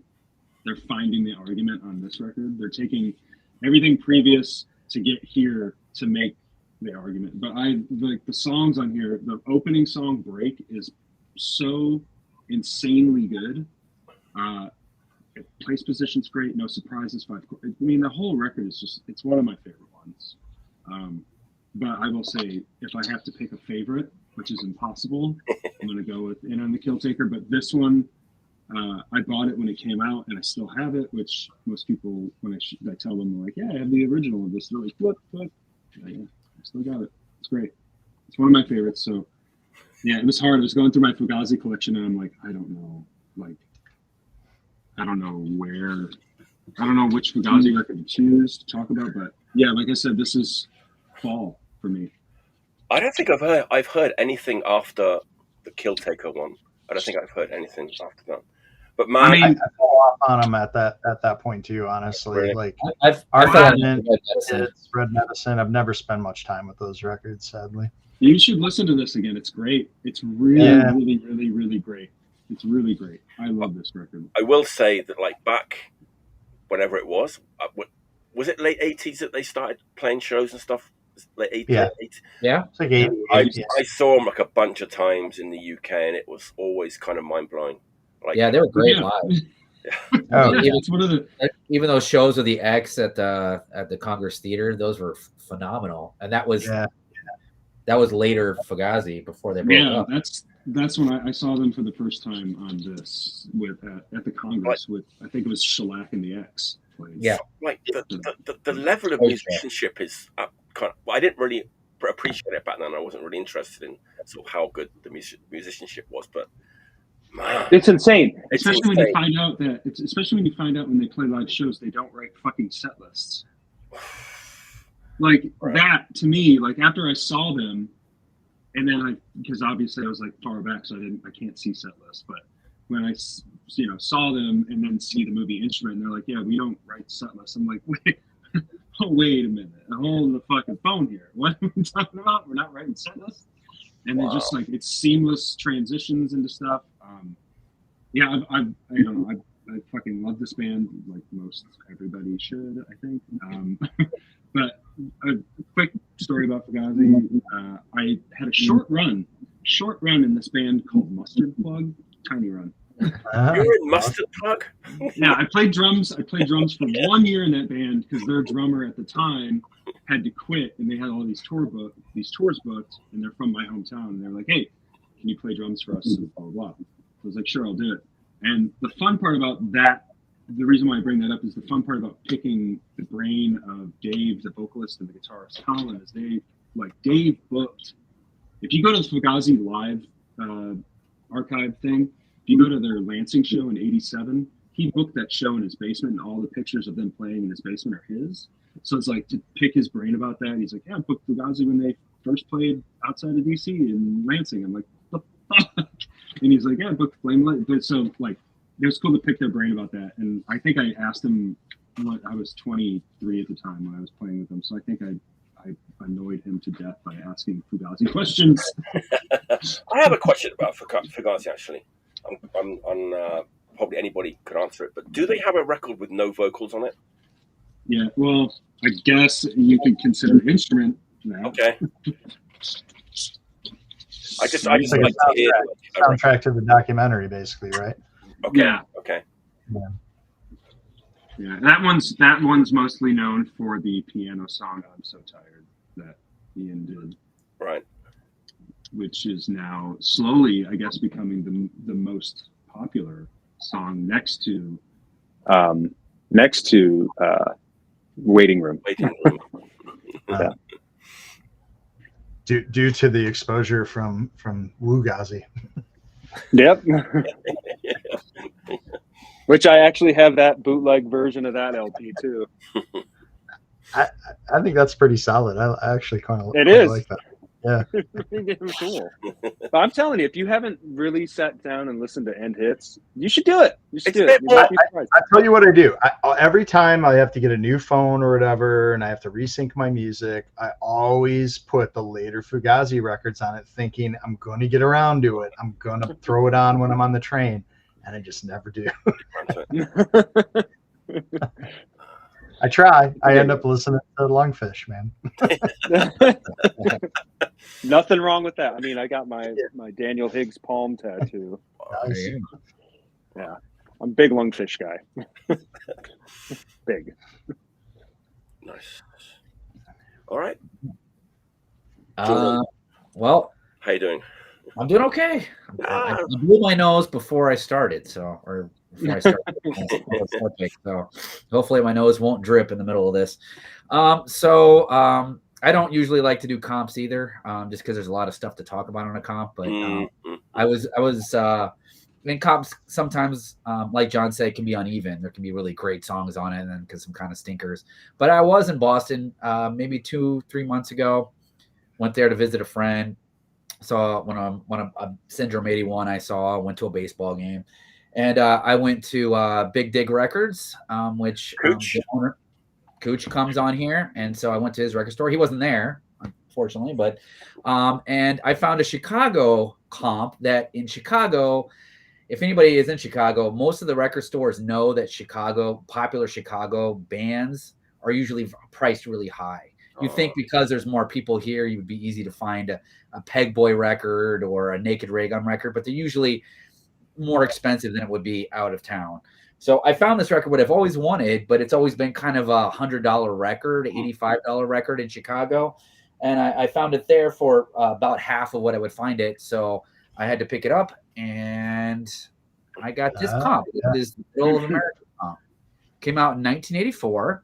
Mike has talked about Peel Sessions and how important, Peel Session radio show. This is also a WNUR, which is Northwestern University radio station, has basically put it out, I guess. The label actually is HID Productions, but from Evanston, but it's affiliated with the record show that's on the punk record show on WNUR. And that's kind of cool because in the 90s when I went to college in Boston, I even tried to audition to get on WERS to do a punk show because it was a pretty famous punk shows where they would record bands playing.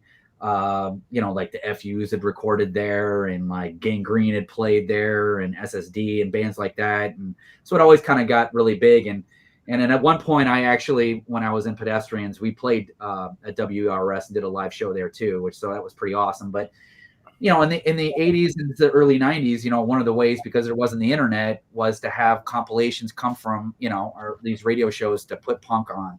And so this record is phenomenal, is great. I mean, it has Naked Ray Gun, one of my favorite Naked Ray Gun songs, I Don't Know. Yes. Yeah. Has Out of Order, has an Articles of Faith song. It has 3 songs by Rights of the Accused, 2 Big Black songs, and then it ends with an Effigies song as well, which is kind of hilarious because most of those people hated each other during this era. So it's kind of interesting that they got all those bands that all kind of hated each other. Even the Naked Ray Gun songs, I Don't Know and Stupid, were written by Santiago, the original guitar player, and he quit Naked Ray Gun around this time to do Big Black, and they credit him on this record. But when they re-recorded these songs for Throb Throb, they didn't put his name on it as being a songwriting credit. So kind of interesting footnote for that. But it's a really good comp. It's a really great comp. The Articles of Faith song is the same recording, the 5 o'clock that's on Give Thanks, which I reviewed last time I was on here. Yep. But it gets some tracks from Rights of the Accused, which sometimes is hard to find their tracks. And there's a band, Savage Beliefs, that's on here, which is a little uneven, but still kind of cool. That some bands that weren't known. The only band that I didn't really like that much on this comp is Nadsat Rebel. But it's like 2.5 minutes worth of music. So anyway, this is kind of a great little point in 1984 of a bunch of Chicago bands that are worth looking into. So anyway, Middle America. Gotta do nice. Chicago. Beautiful. Last round. Man, I don't know what about you, but I'm feeling much better than I did before I started this show. Music heals them. Yeah. The electrolytes from the beer. Well, no, I feel like it's the record talk that's making me feel better, not the beer. Just checking. Do I still sound okay? Yep. Yeah, we're good. You've been fine since that. Right. Last pick. This wasn't actually going to be my last pick, but we started talking about Gary Newman, so I did the John Foxx earlier than this pick. But I got something new. It's on a label that I had no idea it existed until a few months ago. We've got the Neutrals to blame for that. The Neutrals record is on Slumberland, and I love that record. It just made me become interested in that record label. I think Slumberland is a label that does sort of hark back to C86 and Postcard Records and the John Peel Show, 1986, and tons of jangly pop bands and guitar pop and records. Sarah Records, Postcard Records, early Creation Records as well. This band takes all of that and some American stuff too, and they're from San Francisco, and they've sort of made this perfect pop record which I can't stop listening to. It's actually kind of it's originally was like one guy, but like they're a band now because obviously they play shows and stuff. But you look like you know what it is, John. I know. I think I know what this is because this record is really good. If it's the one I think it is. All right, let's see. Let's see. Are you ready? It's got a great cover too. It's got a cat on the cover actually. Talking about Chime School. That's it. They're great band. Yeah. Oh man, it's like it's like got all of those things that I've already mentioned. The influences are easy to spot. But they do it so well, and he's such a good songwriter. I mean, this is sort of like not a joke, but it's like he's a drummer actually, the main guy in this band. And someone was like, "Oh, why don't you go and try and like get a like a drum machine and go and write some sort of classic like jangle pop songs," and he went and did it for the first record. This is the second record. It was like his side project that he did. Side project, and normally like, a guy from like two bands I've never heard of has a side project. It's like, how interested in that am I going to be? But man, this is incredible. It's like, again, it's all about the songs. He's such a good songwriter, and it just sort of takes you to a certain place. Actually, a place that I didn't like. Actually, like in 1986, I didn't like jangle pop or indie pop. I didn't like it at all, really. But yeah, it's so nice to listen to. It's so beautiful. Was it since you obviously grew up in the UK? Was that music kind of just everywhere because of the popularity of the Smiths and stuff like that? Yeah, it was kind of like, I'm not the enemy is a strong term to use, but I was sort of like how people are now about Amyl and the Sniffers. I was like that about like the jangle pop band when I was like 20 years old. This sucks. This isn't like real punk. So I was that guy, but this is like 1985, 1986, right? But definitely, we had a band from my hometown, actually. Well, a couple of bands. There was a band called the Chesterfields. They were on Postcard Records, and they were our local band from that area. They were sort of one of the biggest, sort of most popular bands, and I used to go and see them. And I went to school, actually, one of the members, Mark Barber, he was in the Chesterfields, and I didn't like it at all. But I went back recently and listened to those records because of this record. I kind of went back and I was like, man, I was sort of going to see this amazing band, once a month, and just sitting at the back and complaining about how rubbish they were, and they were amazing. But Chime School totally kind of takes from all that like jangle pop, guitar pop, indie pop. From that, that record kind of surprised me. I wasn't sure if I was gonna like it because I feel like some of the stuff that Slumberland does is really hit or miss for me. There's a big catalog, right? There's a lot to sort of it's a big catalog. But I started checking them out, what they were doing again, because they did a record by the Pinks, the Purples, the Blues, or so. I can't remember what. Is that a good one? What's that? Is that a good one? Yeah, it's great. So I checked that out, and then when I saw that this was coming out, I was like, I'm going to give that a listen. And I'm like, all right, maybe Slumberland has like found a groove now, and they're doing stuff that like newer stuff I can check out because I like Black Tambourine and stuff like that. Right. But it's like their catalog's huge. It's just massive, yeah, very big. Yeah. But that Neutrals record that I just talked about, that is amazing as well. That's Alan McNaughton's band. That's amazing, and that's what really sort of turned me on to Slumberland records. But there's also a bit of that. There's the British influences, but there's also very early REM and the Byrds and even the Lemonheads. And I don't want people to be put off when I say the Lemonheads, but there is definitely some Lemonheads rule, man. Right? They do. I love Lemonheads. I like Lemonheads. Some people just get sort of a bit with them, but I love the Lemonheads too. So for me, it's a plus, Yeah, this is probably going to take. This is probably going to make my best of the year list for sure. It's just a really well done record. Great songs. There was a period there where I was kind of insane, where I wanted to collect all of the Sarah Records 7-inches, and it became a point where it was just like, this is going to be impossible because they're too expensive and they're very hard to find. Yeah. But I was really into what is it? Another Sunny Day. Man, there's so many bands, man. There's like so many. I actually want to dig back in again And it's crazy. It's just like the Sarah, the 7-inch, the amount of 7 inches that Sarah Records put out is it's too many to try to collect all of them. I remember the Haywains. Yeah. It's just good music, man. It's just great pop music, influence, from the 60s. Well, I'm a sucker for, like, most people probably don't like them here in this call, but I'm a sucker for the Smiths. I always have been. I love the Smiths. So I just want to, I mean, I don't know how some people hate them, some people love them, but I have there's a box set that's behind me. That's the super deluxe box set of the Smiths thing. It's like all the 7 inches, all the LPs. It's ridiculous. So Slumberland was originally run by Archie Moore from Velocity Girl. Oh, no shit. Oh. It's funny because, maybe America, this is like Slumberland, and actually the Neutrals put this in their record. Slumberland was sort of a bed shop, like a bargain bed shop, like a warehouse where you go and buy beds.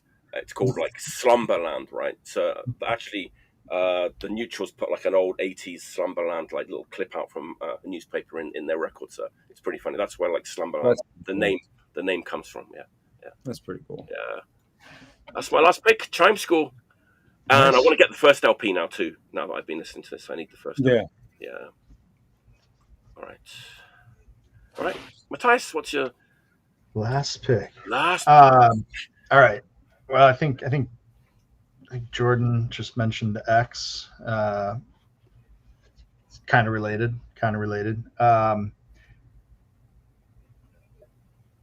Strange for me to find a band where I think, that put out 4 or 5, maybe 6 albums, and the last album is what I think is their best material. Like, usually that's not the case. Not to take anything away from their earlier material, but this album in particular is a masterpiece.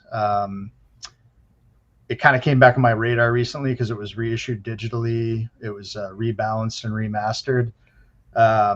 So I've been listening to it a lot again, not so much on vinyl, but in this digital format. But it's the last studio album from the Dog-Faced Hermans. Those deep parts. Oh shit! Wow. Yeah, this record. I mean, so they sit firmly in the camp of the X and good Chumbawamba, and bands that could really push the envelope of sound but still really maintain roots and good classic sort of like grounded in anarcho-punk sort of like ideology and stuff. But I mean this record's just it's a cacophony, but it's beautiful. It's very politically charged, the lyrics. This is by the time they transitioned over to Alternative Tentacles, who I think then did a live album after this. But they had several albums prior to this on the, I think it's a label out of Denmark. I think it was Concurrent, actually. Concurrent, right? The Concurrent. Yeah. Yeah. And those records are great. Like, they played Detroit at some point prior to them breaking up. This record was like really probably my first real exposure to them. I think I had Hum of Life before this, but it didn't land for me like this record did. But then this record made me go back and just kind of collect all their previous stuff. They even did, I think it's a split 45 or something with the X called the X-Faced Hermans. I think they were a Scottish band, and then they moved to the Netherlands at some point. But it's very, it's very arty. It's very, definitely like kind of an acquired taste, I think. But at the same time, it's timeless classic record for me. I think it's an absolute masterpiece. I mean, like, I can't even comprehend how you write music like that and have it come out sounding so great. It's got, jazz. It's kind of got all these like weird influences, but it's still just like super punk at its core. And they're just one of those rare bands that I just think got better and better and better over time, and then just kind of cut out at the peak. So yeah, I don't know if there's a physical reissue of this rebalanced remaster. I'm not sure about that. I just bought it digitally off Bandcamp last Bandcamp Friday when it was released. But great record, love it, and definitely has been one of those records I've gone back to for 20, 30 years, however long it's been out. I've never really listened to them, so that's on my list. Dude, this record, you will just be like, what the hell? Like, it's really. I only have one of the records, and it has like kind of like a woman or something, like it's kind of tilted sideways, kind of similar to how the record looks, but it's I think that's Hum of Life, yeah. That I have that there's one. That was good. like avant-garde. Time Bomb. There's like there's a 12-inch in there somewhere too, bunch of 7 inches. But they do the same kind of thing like Chumbawamba did, where like they'll go back and they'll do some like traditional folk music at times, and then like, so they're a little bit all over the place, but like obviously like very, very talented musicians who still wanted to live within that world of kind of revolutionary change. So like often like that's more like a hammer and not so much this beautifully crafted sort of thing. Andy went on and joined the X afterwards. And like absolutely worth checking out if you haven't ever heard them. It's on my list now. Any of their stuff is, but just start with this record and you'll be hooked and you'll want to hear the rest of it. So I spend most of my Saturdays now when I take my son out on walks, and I just listen to records or like music. I just listen to everything that I have on my list. So that'll definitely be added. They always seem like the kind of band that has like like everybody in the band writes the music. Do you know what I mean? I'm sure. It kind of seems like that, kind of like like somebody, because it like one song will be a little, like you said, kind of folky, and then one's kind of like avant-garde, kind of like just weird, and then it'll go. It seemed like they have like a lot of different influences that come out. It's cool.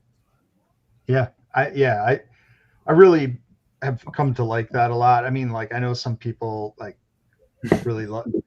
Early Chumbawamba is one thing, later Chumbawamba is another thing. But even like the Interrobang LP that came out 5-6 years ago, I think is really fantastic. And it's the same kind of. It's not as crazy as this, or there's not many as instrumentalists in it as this. But like I want to say they play the Trumbull Theater.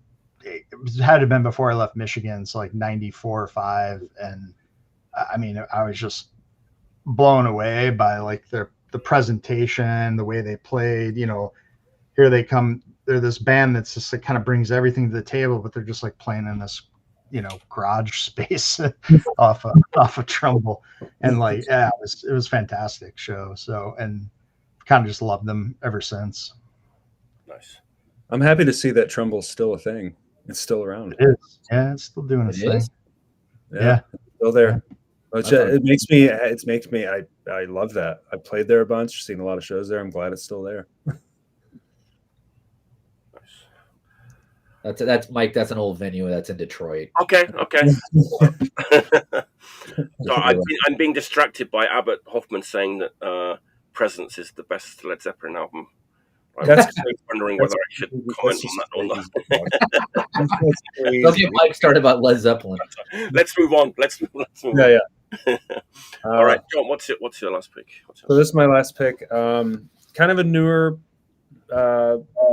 a band, I guess, or I don't know. It's a newer release. It came out last year, but the band's been around for a while.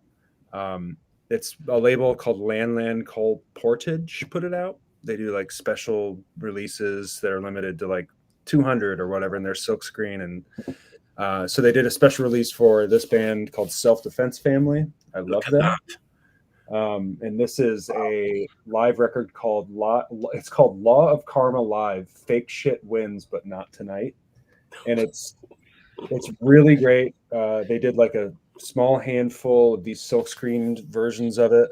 It's really cool. I love this band because when I first heard them, they reminded me of what Lungfish. They remind me a lot of Lungfish because the singer Patrick Kilden right there, back there. He's a big Lungfish guy.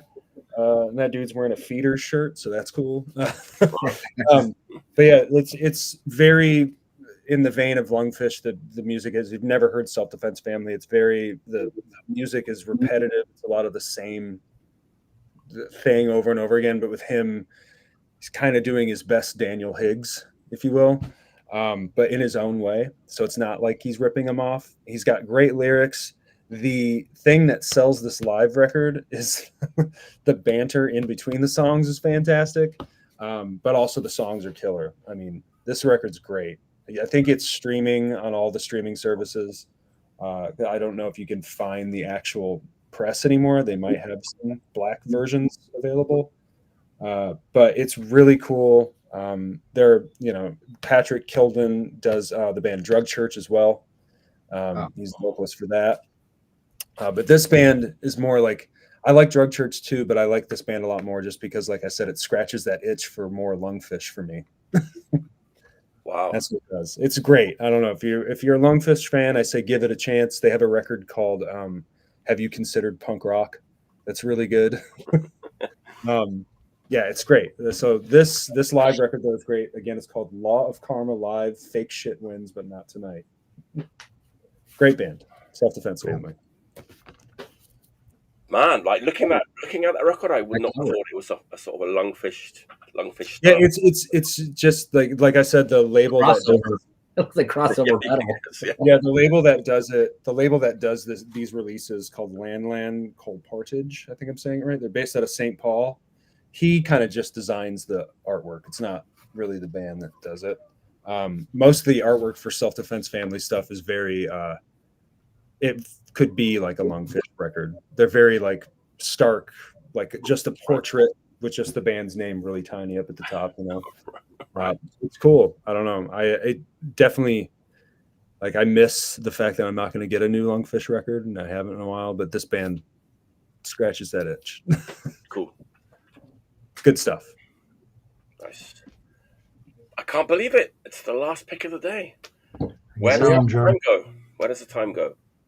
Sandy, where does he go? All right. Well, about a year ago or so, I don't know, I was on this show, and I talked a little bit about Amity Peterson's Army. Oh, yes. And about how that band kind of like came over to the U.S. and kind of gave a little kick in the ass to U.S. hardcore in a way. Got kind of people playing a little bit more 80s style hardcore, even though it was a band that wasn't from the U.S. playing U.S. style kind of hardcore. In 1999, 88, 99, 2000, there was another band that had members that were kind of in a pretty huge band in the underground DIY scene that also decided to play more straightforward U.S. hardcore. And I feel like they were extremely influential, at least to me, in this era. And this is their first record, the first LP, that is. I'm talking about Death Threat. Hey, great band. The Severing of the Last Barred Window LP.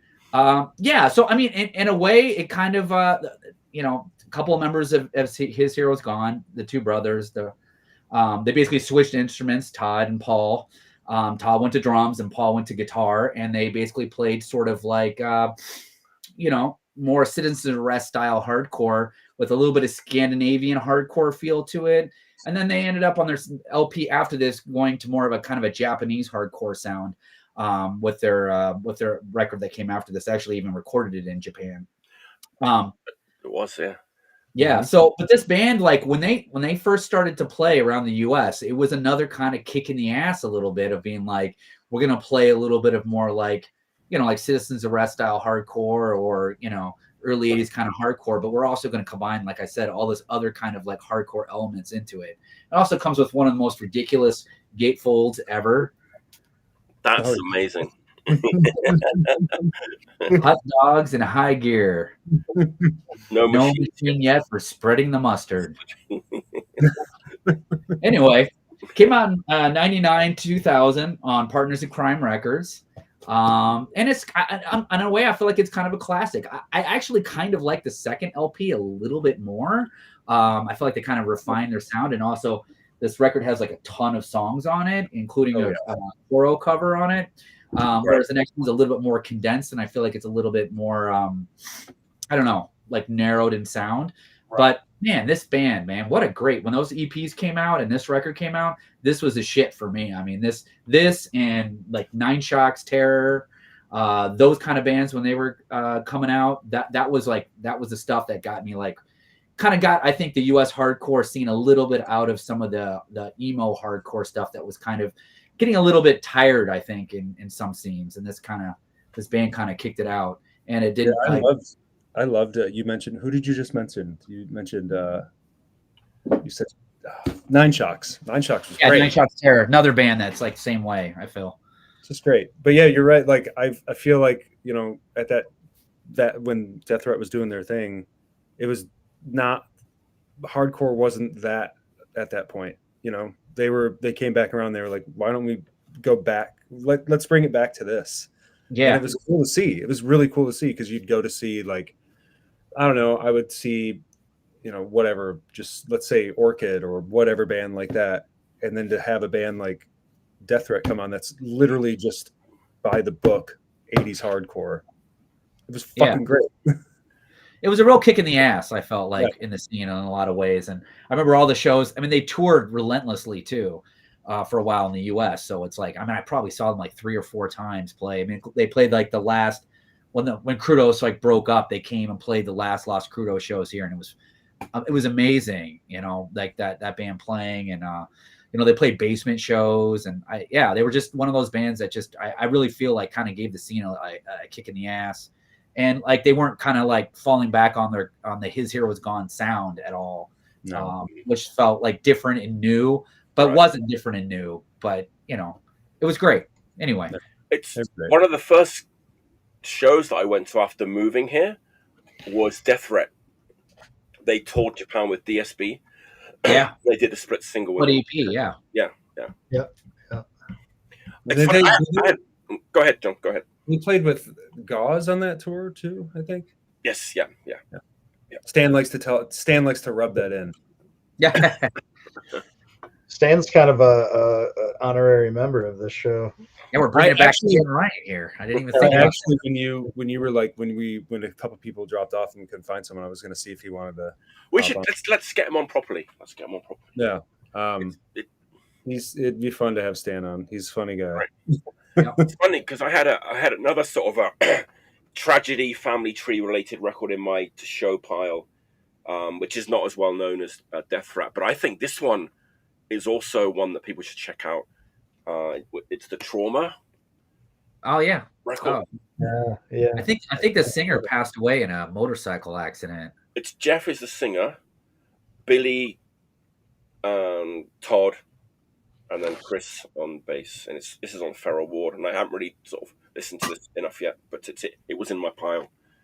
But I'm going to show it now just to tie in with the Death Threat pick. Yeah, I've tied in with your Death Threat pick too, and to tie it in with Trauma. I don't know if any of you have ever heard this, but this is Lose. That's also really good. Thing. We tried. I remember when he did this.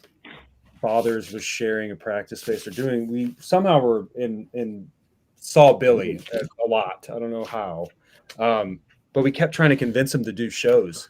And he was like, I can't play guitar and sing at the same time, like live. And I was like, but you play bass and do shit in Tragedy. And he's like, yeah, it's different. We were going to try to I was trying to convince him to have Bothers be his backing band and have him just do the vocals, and he just wouldn't do it. Lose has never played a show. It's only done that. Really? And he's not playing music anymore, which is kind of it bums me out. Like, we had to move out of our practice space, and you know, we had to get out, and he had to move his stuff too. But he's got like his arthritic hands. He can't. He has eyesight issues as well, I believe. Yeah, it just sucks. He can't play. It's really a bummer. It's a bummer. Yeah. Yeah, and some of the sound of Death Threat, at least on this record and those first EPs, kind of remind me a little bit of pre His Hero's Gone band called Cop Out. Yeah, that's another one. So, which I wish I had about 7-inch. We could go on for a long time about like the tragedy, all the lineages of all those bands. Oh, just the Memphis tree. Yeah, it's weird. It's weird being in the band with John and Stan, because From Ashes and the Death Threat connection. It's like, right. Oh yeah, because Brad's in this band too. Yeah. So it's weird. I feel like I used to listen to you guys' records, and now here I am playing in a band with you. That's so weird. And you're both nerds. Weird how that works out. All right, that was a great show. We had I think my cold is gone now. Worse. Yeah, I was gonna say I think it might be just the beers. That's because Mike's above you, Jordan. He's been talking and just raining sickness on you this whole episode. Sorry about the technical difficulties, everybody. No, that was what our class is a good technical. Took 93 episodes, but we finally got a technical issue. There you go. All right, let me. It was a great show. Thanks everyone. Thanks for tuning in. Let me just announce next week's show. It's going to be one of those Long Island things, isn't it? Episode 94, next Friday, 10 p.m. Eastern. Andrew's back. Andrew Orlando has been in too many bands to list. Dean Rispler, I've been trying to get Dean on the show for ages. He's been in too many bands to list. He was in the Dictators for a while as well. He's a kind of Long Island hero. And Mark Yoshitomi, Generation Records. Oh, awesome. And founding member of the Casualties, I'm told. But he left. I got my Long Island hardcore medicinal hoodie out today. Get the subtitles ready. You might need them for the Long Island show. I love the Long Island crew. Love them. Great guys. Everyone's great. Thanks for tuning in, everyone. Thanks for the $5. I don't know how to spend that. No. The super chat. It's a thing. There you go. You could buy the John Foxx album again with there that. You go. Buy the John Foxx album again. There it is. There you go. All right. Thanks for tuning in. We're going to stick around for a little bit after the show. That's a good question, actually. Big episode 100. What am I going to do? 100. What am I going to do? Uh-oh. Anything? I don't know. We'll do something. But it's funny because it should have been the last show of this year. Would have been episode 100. But because I have to work on a Saturday in November, it's going to be episode 99. It's going to be the last show. Oh, well, then it's going into the new year. It'll be the first show of 2025 will be. Hopefully America will still exist. Good luck. The new state of Chicago will be available for and then the United Cascadia states will be there. We'll see. All right. On that note, see you next week. Stay healthy. That's important. Staying healthy is important. Stay healthy.